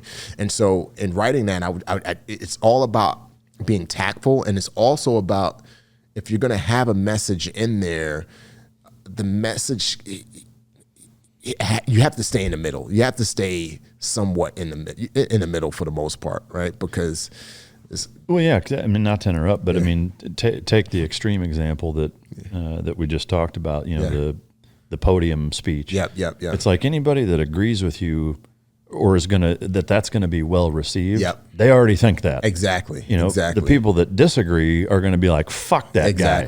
So there's no reason to say it. Exactly. And so I mean, to me, in telling that story, kind of similarly, it's like, or even a good comedian. Yeah. Like a good comedian makes fun of everybody. If you're just picking on one group, it's obvious, and to me, like, I think a lot of late night talk shows have turned into that. It's like they used to make fun of everybody. Including themselves, and now they don't. It's like most of them stand up there and target one group or one angle, and you see it in their ratings. It's why they're doing, most of them are doing so fucking terrible. But so the organ harvesting thing, I do want to get into that. Actually, before we get into that, I know I keep coming up with these questions. There's one, and then we'll get into it. The AI thing that you've brought up a couple of times, it made me think with the screenwriting thing, there's nothing keeping me or a nobody that's never written anything to use AI to develop a script, and then I tweak it to make it not seem like AI and submit it. There's nothing to stop that. Like anybody could do that. No, and there's I don't see an issue with that. It's used as a tool. At the end of the day, even though after that AI technology generates that screenplay, you're still going to have to be able to put the emotion and the pauses and the dialogue and all of those things in there. And if it's good, it's good. Yeah. A good script is a good script. Yeah. You know what I mean? At the end of the day. Yeah. What I do think, though, is, as it relates to AI and not just screenwriting scripts, but also in school, in colleges with kids, I think it's going to diminish the opportunities for people to learn how to think critically, right? Because critical thinking is a very important aspect of a person's life and of a society and culture. And when you have a bunch of kids in college, I know, because I was actually just at the airport, a couple weeks ago, and my business partner, he walked past this girl, and he wasn't like intentionally staring at her computer, but something just caught his eye, and he saw that she was using ChatGPT to write a paper.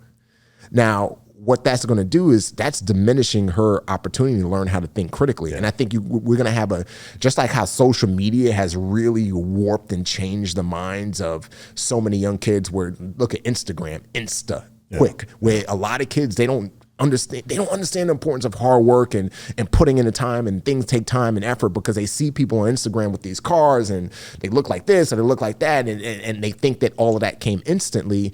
And so many kids, their minds have been warped by social media. And so you're seeing a generation that's not, even look at the military standards, like we're having a national security crisis right now because people are just not joining the military. And why are they not joining the military? Because of what they saw on social media, or maybe some of them, all they do is sit and surf social media, so they're not in the proper military regulation standards to get in, or some people are just they just don't have the intellect. The Navy just reduced the ASVAB score for, I think, to like 30. It used to be, I think, 50, but to 30 for people to even get into the Navy. Why? Because kids' minds have checked out. So along with social media, in my personal opinion, denigrating the minds and the minds of young people and this next generation and even older people, right?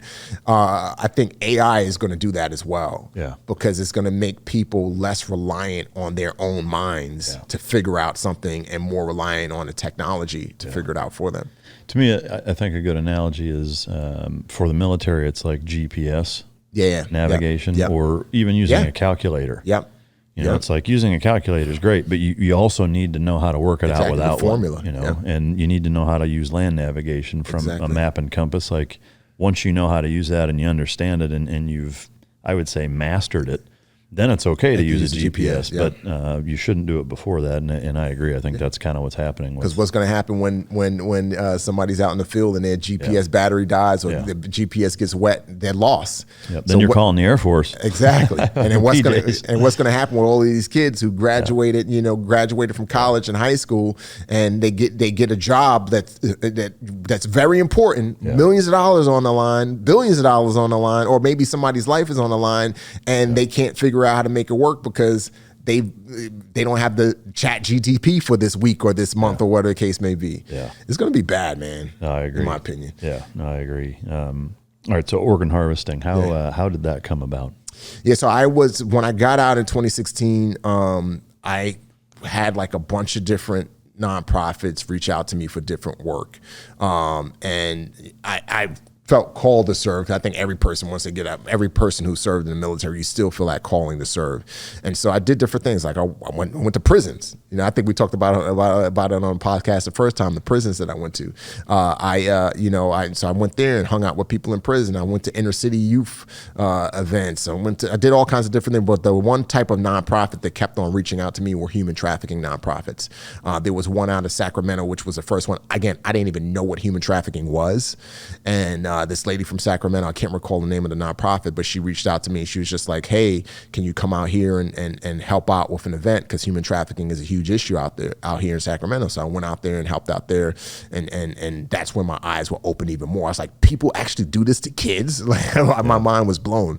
And then another nonprofit reached out to me called Slave to Nothing, which the founder of that nonprofit is the owner of In-N-Out Burger, and Slave to Nothing does a lot of stuff in the human trafficking nonprofit. So she asked me to help out with a fundraiser. So again, these type of nonprofits kept on coming up to me, and then I got approached by another nonprofit, actually Tim's nonprofit, and they were like, hey, we use former team guys and special operations guys and agency guys to go do stuff overseas. And there was another nonprofit at the same time that reached out to me to do the same thing. And so I went overseas with a nonprofit, and that's when I was really exposed to it. I was just like, holy crap. I went down to DR, and I was just like, we were in this particular slum where the parents sold their daughters to traffickers in the north, and Americans and other Westerners would go have sex with these kids. And my mind was freaking blown. As a father of, at the time I had three boys, but then having a daughter, I was just like, this is disgusting. This is horrific. This is evil at its finest. This is the worst of humanity. Human trafficking is the worst side of humanity. It's slavery. Yeah. And we were in this particular slum where the parents sold their daughters, and I was just appalled by it. And our guide noticed how freaking, because I've always been good at kind of keeping my composure, but he recognized how jacked I was, because our job in this particular mission was to educate the parents as to what's going on with their daughters, and it was just really hard for me to do it. How do they not know? And this story will help explain it. So the guy brings me into this chapel that was no bigger than the size of 2 toilet stalls, and at the end of the chapel was a dead baby, 6-month-old baby in the casket. Okay. And the guy explained to me, they were having like a funeral service for the baby. And the guy explained to me that the baby died because the mother, she wasn't getting enough food. So her breast milk dried up. So she was mixing formula with the local water. And that's what ultimately killed the baby. And so what he was trying to explain to me is that this is the plight of it all comes back to desperation. This is the plight of the parents. Either they sell their daughters to these traffickers, for their girls to go party or have sex or whatever the case may be, or all of their kids die. And that's so they know, they're aware of what's going on, but they're not aware to the extent of what's going on. They're not, because it's one thing to hand your daughter off and know that they're having sex, but they're not aware of the long-term effects, diseases, all of these different things that can come, mental freaking demolishment of these young girls' minds. And so that was a big part of it. And so that when I got back from that particular trip, and again, that explanation with the guy taking me into the chapel, that didn't justify it for me, but it helped give me a better level of understanding as it related to human trafficking and why certain people do what they do. And the biggest thing that I learned is that most people up and down the human trafficking food chain, whether they're a victim or whether they're the trafficker themselves, it all comes back to desperation. Mm-hmm. Doesn't justify it, but it all comes back to desperation, whether it's poverty. And you find a lot of human trafficking, like even right now on the border of Mexico, it's gone out of control. I interviewed a guy who was trafficked from Venezuela to Colombia, unaware. He was unaware of this until he got to Mexico. Essentially what the cartel and other nefarious groups are doing is they're creating these email blasts and messages, and they're sending them not just throughout South America, but to other parts of the world. And they're essentially saying, hey, the border is weak. We can get you in. Come to the border and we'll get you in. Just come to this particular part of Mexico and we'll get you into the US. And what's happening is people are coming to the border from all around the world, especially South America, like this particular guy who I interviewed, and they're getting abducted by traffickers. Yeah. And the girls are used for sex trafficking, the men are used for labor and other means, and the kids are used as mules. They're used to traffic drugs into the United States, right?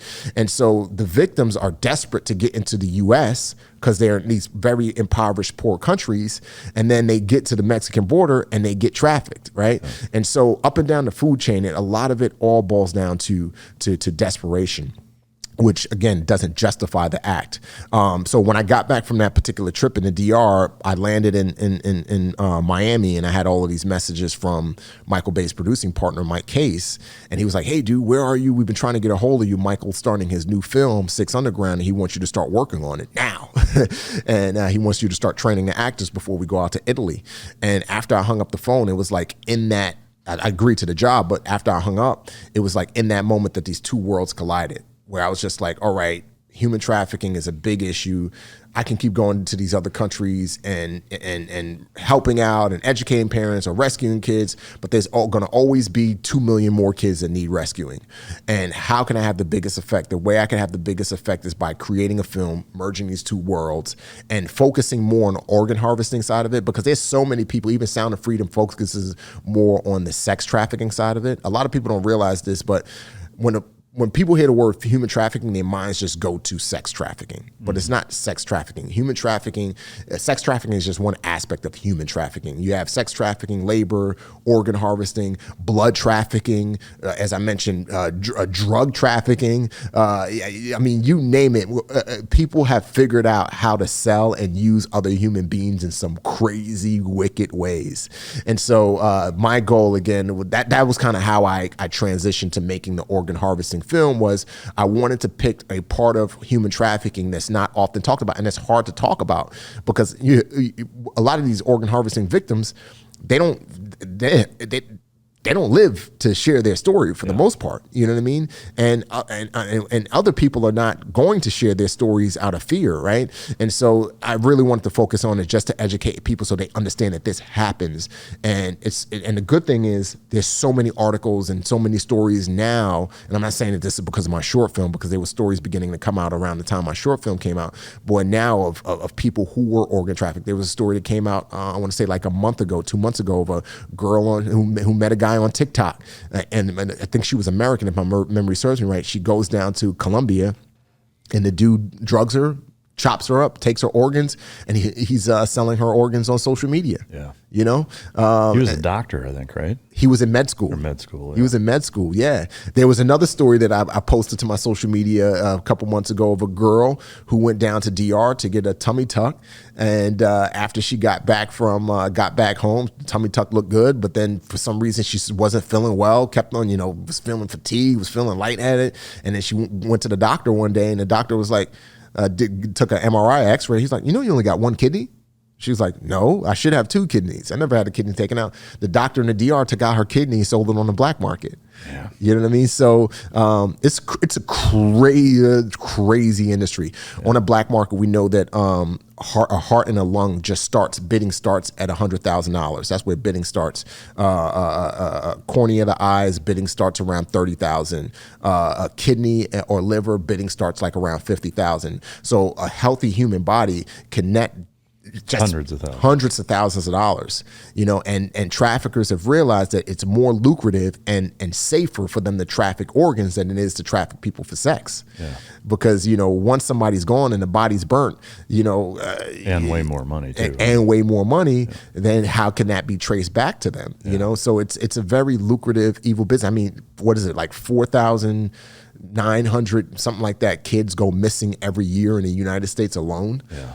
Yeah, so it's crazy, man. You mentioned blood harvesting? Blood trafficking, yeah. Tell us about that. Yeah, so there's a story out of Vietnam. This was last year this time. A Chinese businessman, he was traveled to Vietnam for business. He got abducted by this gang, and they essentially was taking his blood. They would take his blood. As soon as a significant amount of blood was gone, they'd feed him, give him water, and he was chained, and they would just trafficking his blood, using his blood. There's also so blood trafficking. I don't know all the science behind it, but obviously when somebody needs blood because they've lost blood from injury or war or fighting, whatever the case may be, that's valuable, right? Especially if it's a proper match. So that's the only story I came across as it relates to blood, and that was last year. But I will say that there was a recent story that came out a few weeks ago out of Harvard University. Actually, I'm not sure if you heard of this story, but this guy and his girlfriend, they worked at the morgue at Harvard, and I think it was Harvard. I'm pretty sure it was Harvard, and they were trafficking body parts. Yeah. And fetuses, and and they were selling on the black market. Heads, organs,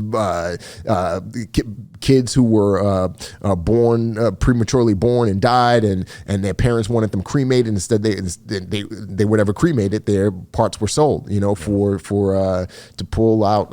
Again, I don't know all the science behind it, but you got to read the article to kind of see. But to pull out.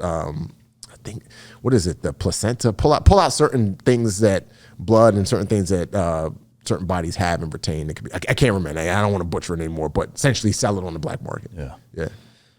I mean, it's terrifying to think, and I know. I mean, I've read or seen similar stories, and admittedly, I don't spend a ton of time thinking about it, but the organ harvesting thing is something that I think is very underreported on. Yep.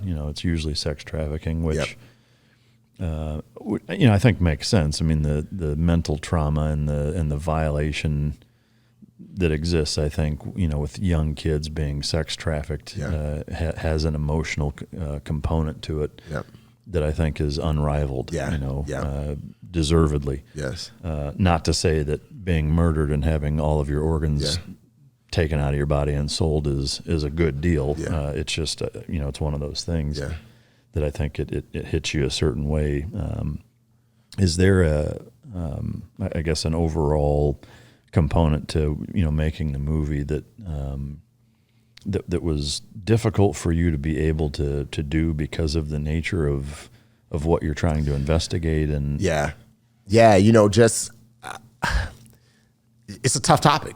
It's a tough topic, and I would say that the hardest part of the film was trying to, and this might sound weird, but create a happy ending, right? Because and the film is based on true events. I mean, it's without giving away too much spoiler. It's based off of the Yazidis girls that were trafficked. It was the Yazidis genocide was the last genocide acknowledged by the UN. I think that was like around 2014 or 2015 when ISIS rolled in, massacred the men, took the girls, used them for sex trafficking, organ harvesting, labor, and so on and so forth.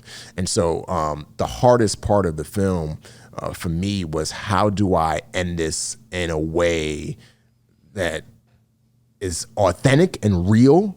Because there's no happy ending, but that's a little bit more palatable. And that was why I finally, in the writing process, I finally came up with, I got to tell a story backwards. Really? I was like, there's the only way that this can work is if I tell this story, kind of like Memento, tell this story backwards. Wow. Because there's no other way to be able to tell this, where somebody walks away at the end and they say, I feel all right, I feel good, I want to do something, So that was probably the hardest part of making the film for me, was figuring out how to have people walk away and feel empowered to do something. Yeah. I mean, I can imagine. I guess from a storytelling standpoint, is it generally your goal for people to leave happy? Not necessarily. Happy is the wrong word to use, but I would say satisfied. Yeah. Right. With every story, you want the audience to leave satisfied. We were talking about offline. Me and Zach, we were talking about a movie that we recently watched, and it was a great movie. But what kind of messed it up for me at the end was it ended on this cliffhanger. This very abrupt cliffhanger where you don't know what happened, and it was a choice by the director and the writer, but you don't know what happens to the heroes of the story. You kind of have to piece together what happens, and so essentially, the way it ends, and some filmmakers do it, is they allow the audience to be the filmmaker, right? Where the audience decides what happened to these two characters. Yeah. I'm not a big fan of that type of storytelling. Christopher Nolan, he does it, but he does it really great. Like, for example, in Inception, at the end of Inception, he spins Leonardo spins the totem, and you don't know if it's going to fall down. If it falls down, and that means that he's in back in reality. But if it stays up, then that means that he's still stuck in that dream state, or whatever the case may be. That's a bit different, but you still feel satisfied, because it's like, is he there? Is he not? But the whole story wrapped up, right? Yeah. And in this movie that me and Zach were talking about offline, you don't get that. It's just this abrupt ending, and there's no satisfaction. So happy is the wrong word, I would say. I would say he's more satisfied. Yeah. Even with a horror movie, like where the monsters running around killing people and he gets away at the end, like there is some form of satisfaction at the end. Yeah. To me, the example that jumps out at me off the cuff is it's a fairly recent movie with Adam Sandler where it's serious and he's a gemstone guy. Oh yeah. He was a gambler. Yeah. It was called Gemstones. Yeah, that was a good movie, man. It was a good movie, but to me, the way that it ended, especially because of the type of actor he is and everything you've seen in him, and it's such a different role, and the way that it ends, at least for me, I was like, are you fucking serious? Yeah. I can't remember. How did it? I watched the movie. It was years ago, but I loved the movie. His performance was amazing. I mean, he gets fucking murdered. I know he gets shot. Yeah, at the end and dies. But it's just like, wait, what? Yeah. It's like he's the main character. Yeah. To me, it's one of those, like, he can't die because he's the guy. And then he dies. And for me, I felt unsatisfied walking out of there. But so for me, when I was making the film, I was like, how do I create satisfaction for the audience, for the viewer, so that way it's like, okay, the story, and that was the only way I could do it, because if I told it in chronological order, and then at the end, after everything happened to this victim, you see these two people getting this couple happy because their son got a heart, even though they don't know where the heart came from, and the heart was purchased on the black market, then the audience is not going to leave satisfied that way. Yeah. So with kind of the research and the digging that you had to do to make that, I can only imagine there's a challenge in being able to talk to people, because like you said, one, the victims, family members, et cetera. But I would imagine it's hard to dig into that. Was there any component of danger of where you're running into where you're talking to people that? No, not for me. No, I just, a lot of it, most of it was research from stuff I was able to find off the internet. Then some of it was stuff I was able to pull from, my experience, working with different human trafficking nonprofits.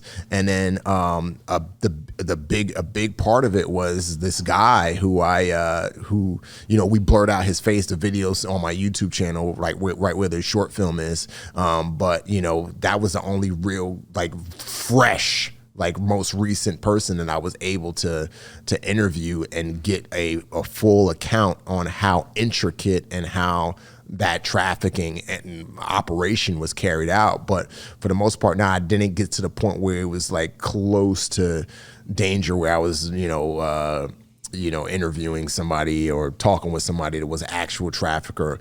But again, there's a TV show, I think it's called Trafficked on Nat Geo, where she's able to get, there was an organ harvesting episode where did you have her on your podcast? You know what I'm talking about? Van, okay.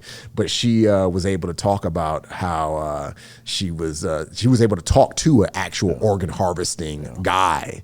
Wow. He had on a black mask and they changed his voice, but yeah, man. Do you know what percentage-wise and market cap size-wise what organ harvesting is? It's hard to give that exact number because of how this thing runs far under the surface. It's like saying how much is the drug industry. It's exactly. It's billions of dollars. But we do know it's billions of dollars. We could look at certain places like India has a huge organ harvesting issue. Cairo, Egypt is considered the organ harvesting capital of the world. So it's happening. Even Ukraine, we're starting to find with the Russia-Ukraine war, there's organ harvesting stuff coming out of that.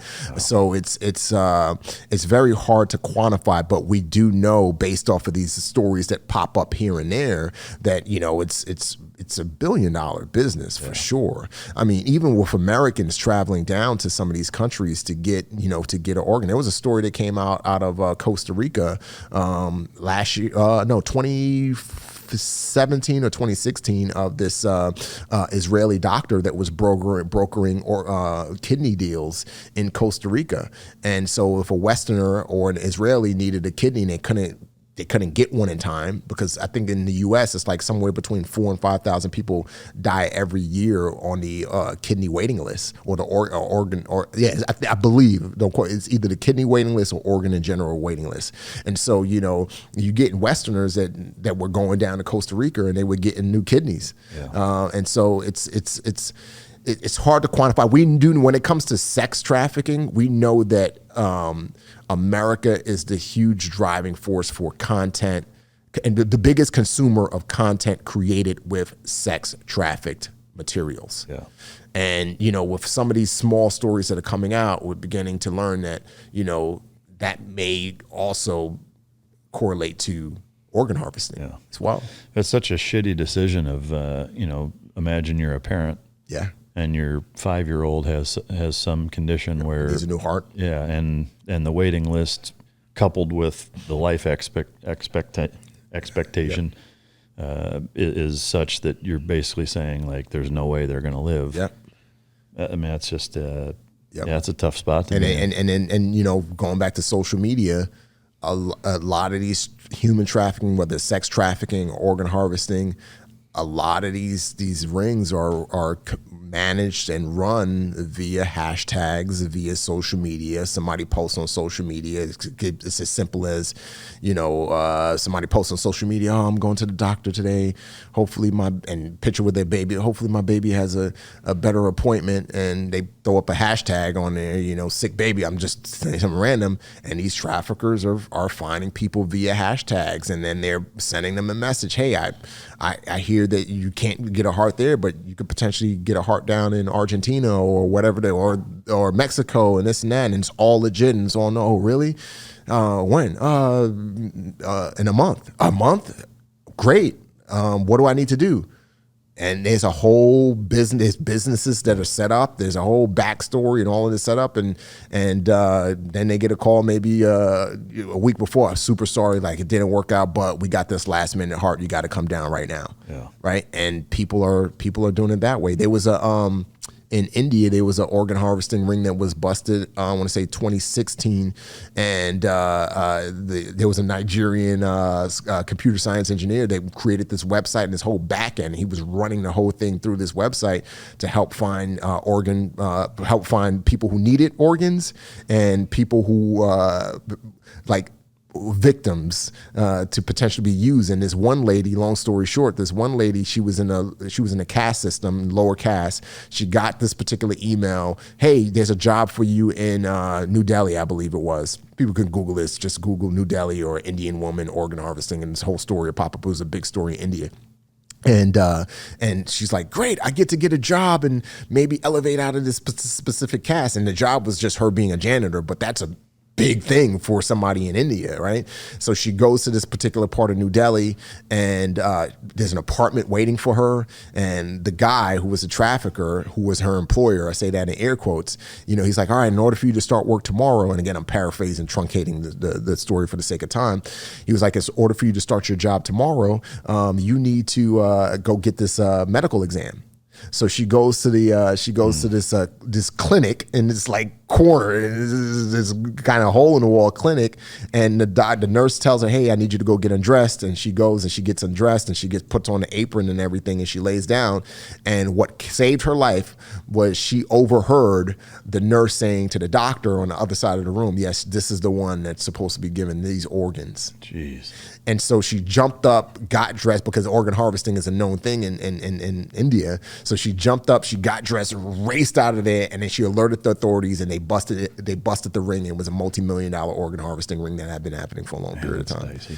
So it's crazy, man. And a lot of people don't. Another thing, sorry for cutting you off. The last thing I'll say on this is a lot of people, when they think of organ harvesting, just like with sex trafficking, their minds always go to these like seedy looking, like evil, crazy looking people. But most people that are involved in these organ harvesting rings, they're very smart people. Why? Because they're doctors. Yeah. There was an organ harvesting ring that was busted in Egypt a few years ago, and out of the 60 people arrested, like 45 of them were doctors and nurses. Yeah. So these are educated, smart, well-to-do people.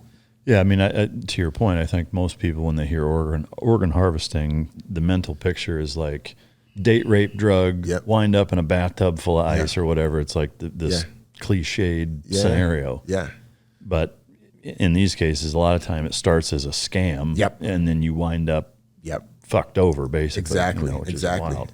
Yep. Which, I mean, to me, the other component of that is that for it to be even doable, i.e. lucrative, you'd have to have people that know what they're doing. It's not like it's easy to cut somebody's heart out and save it, and have it usable to transplant. Like, you can't learn that on YouTube. No, not at all. Or at least I hope not. I hope you can't. Yeah.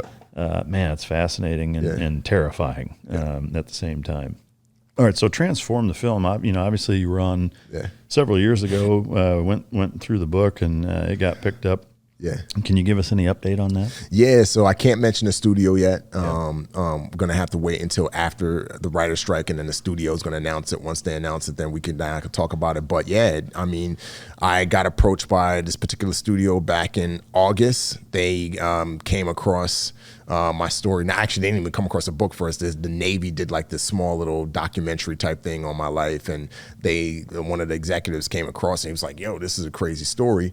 And then he read the book, and then after he read the book, he reached out to my agents and just like, dude, we want to do this movie. Like, where's Remi with the book rights and life rights?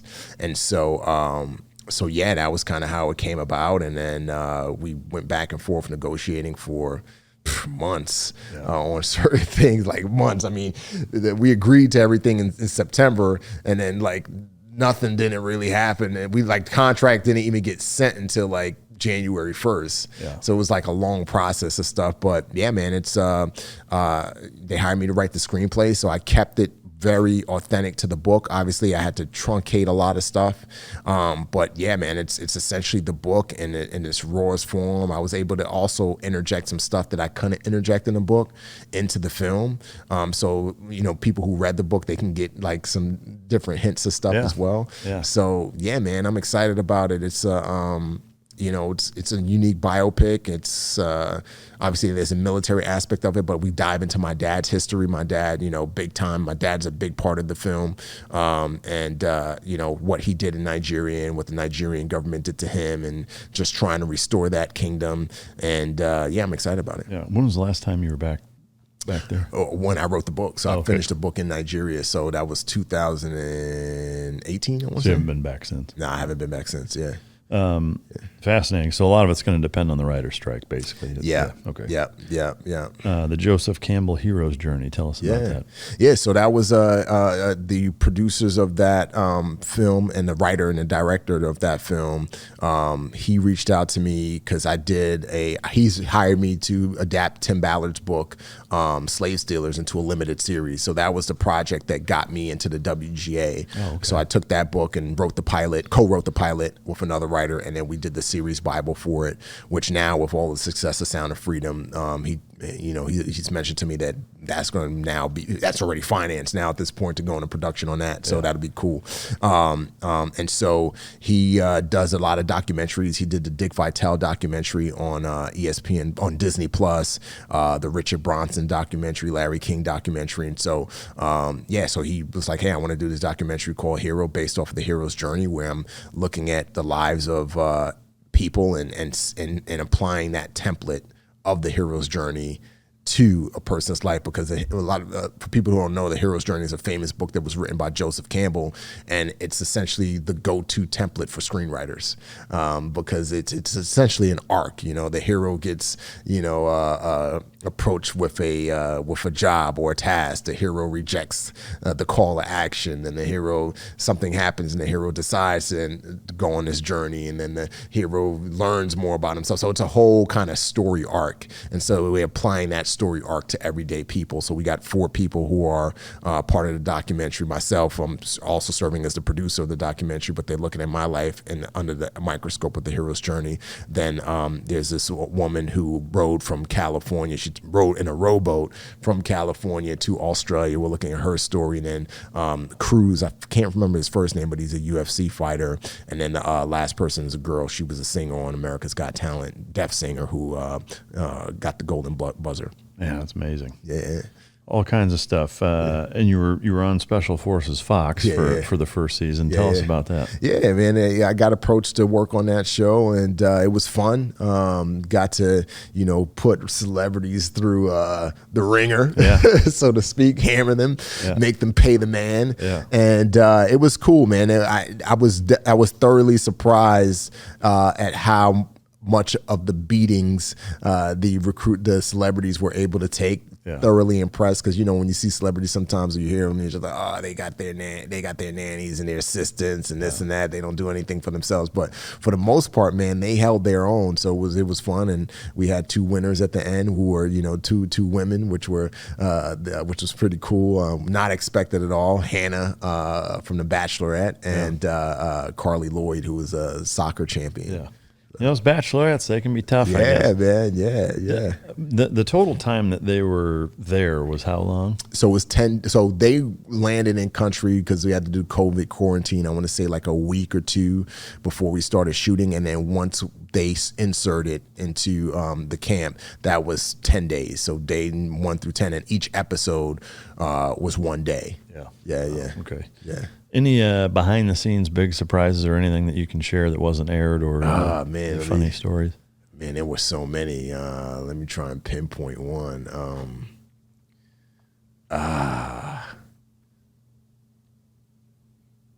I mean, the big one that got aired was Dwight, man, and how, but part of it that didn't get, he couldn't sleep. really, because he was sleeping on cots. Yeah. And so like dude's like 7 feet tall. Yeah. So he had to struggle with that. And then another thing was there weren't any boots that were his size. Oh, wow. So, there's some parts of an episode where you see him with boots on, and then there's other parts where you see him with sneakers on because there were no boots his size. So he struggled. He paid the man, bro. And then even with they had to poop and piss outside in these porta potty, these open like bathrooms, and so when he would sit down, it was like he was standing up. So there was a part of an episode where he was sitting right next to MLB, and he's able to see over into her stall while she's pooping, he's pooping. It was pretty funny. Speaking of Dwight, we're doing the book is we're doing a book signing and a launch event and a Q&A at the Lit Bar in the Bronx, which is right around the corner from where I used to sell drugs, which is crazy.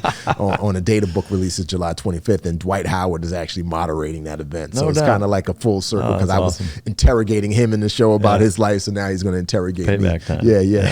That's awesome. Maybe you guys developed kind of a friendship. Yeah, man. Yeah, not just with him, with Dr. Drew. I went on his pod. I was on his pod a couple days ago, and so he's been super good dude, just helped me out in any way in so many different ways, and Mel B and Zen and Kenya, so we all kind of stayed connected. So that's wild. That's awesome. Yeah. You're not doing the second season. No, I'm not doing the second season. Yeah. Moving on from that. Got another project I'm gonna do instead of that, but we'll be able to talk about that next time I'm on. Yeah. Can't talk about that one not either. yet. Yeah. All right. So the big thing is you got Chameleon coming out later this month, July 25th. Yep. Give us the quick rundown and synopsis on it. Yeah, so Chameleon is something that had been in my head for over 10 years. I was blessed in the teens. One of my specializations, along with being a corpsman, was I was a human guy. So I got to kind of learn how to run sources and do cool stuff and build intelligence packages. So, and I had to become a chameleon. I had to be a specific person with a specific source, and then with a different source, I had to be another person. And then when I was briefing my OIC and people up my chain of command, I had to be myself. So that's kind of when the idea came to me, was I had to be kind of this shape shifter. And so I started taking notes, and then never thought I would be in the film and TV industry, never thought that I would write books or anything like that. And then finally, after I wrote the Transform book, there's actually a chapter in Transform that's called Chameleon, and it's kind of that was like the foundation for the book. And so after I wrote the book is when I wrote my first screenplay, which was Chameleon, and that's when I put it all in there. All those ideas that I had about this character that could become whatever character he needs to become at the drop of a dime, and he's grounded. It's very grounded in reality, and he's very loosely based off of me. So I describe Chameleon as a fictional extension of Transform. Yeah. Because Remi, he was born in Nigeria, and we have some flashback chapters in the book where we go back to his upbringing in Nigeria. But instead of his dad being an engineer like my dad, his dad was in the Nigerian mafia. So you have like this dynamic of Kali and his two parents, and his mom wanted his dad out of the life, but he's staying in the life. And so it's a really cool story. And so it's a fictional extension of my life. It's very grounded. It's a fun read, and I did the audio book just like I did the Transform audio book, so it'd be a fun listen as well. Yeah, that's good stuff. Yeah. The goal I get from I guess earlier is to have it be a series, right? Is to do multiple. Yep. And it is picked up to get made. Yeah. So it actually started out as a script, and then that script got picked up, optioned by a mega producer. I can't mention his name. And then secretive. Yeah, hey man, it's just a business, man. Yeah. If the option didn't expire, I could mention his name, but the option expired, so it wouldn't be kosher to mention his name. So I went through a year of rewrites on it, and then that's when the book happened. But the script is in a way better place than it was before this producer came along and gave me notes on it. So the goal is, after I direct Unexpected Redemption, the organ harvesting, which is the sequel. Unexpected Redemption is a sequel to the short film. It picks up 5 years after the events of the short film, The Unexpected. So after I direct that, to roll it and transform, and then after I roll it and transform, then to do Chameleon. Yeah. The script's already done. Easy day, right? Yeah, man. Yeah, that's exciting. You got all kinds of stuff, and you're wearing a shirt from your clothing line too. Yeah, Kedjo, man. Yeah, tell us a little bit about that. So this one is Nothing Worth Having Ever Came Easy. Got that right. But yeah, man, it's I think I was inspired by you around that time, man. Just seeing how you were branching off and doing different things, and I would do these motivational, inspirational, educational quotes on social media, and people would hit me up. Oh, that was cool. Oh, I can't wait for the next one. I was like, why don't I take? I mean, I know a lot of guys start shirt companies, but I was like, let me just throw my hand in the hat and see where it goes. And so we started out with solutions greater than excuses, and then process greater than outcome. And then every season we just kept on growing, and we made it on SEAL Team. One of the main characters, awesome. Neil Brown Jr. wears the shirt on every season now on episode, so we get tons of sales. And I was wearing the shirt during the Fox show, and so we've been crushing it, man. But I mean, the idea behind it, Kedjo is Yoruba for the eighth, and so our philosophy at Kedjo is that we believe that the eighth wonder of the world is when people rise up and become the inspiration, motivation, and education through wear. And so that's why with all of our shirts, like this one, Nothing Worth Having Ever Came Easy, we try to give people something. So maybe they're walking down the street and somebody sees them with with this shirt on, and they're going through something. They're like, oh yeah, that's right, nothing worth, and they get inspired, and puts a little pep in their step. So that's awesome. Kedjo and what we do, man. It's good stuff. Anything else you got going on that you can bring up? Man, I'm sure there is. But I know you got a flight to catch here, so we'll get it wrapped up. But man, I can't thank you enough. We do have a parting gift, as we do for all of our guests. Thank you, my brother. Appreciate it. Yeah, thank you. Thanks, man. Yeah, thanks for coming. The standard challenge coin, and then everybody gets a commemorative belt buckle I'm for use coming. this for sure, brother. Yeah, I would love to see you rocking that. I will. Yeah. But you know what? I'll rock it on my movie set when I'm directing and take a picture. Man. Yeah, that would be epic for sure. I'd have to frame it and put it up here. Absolutely. Awesome, man. Well, thank you for taking the time.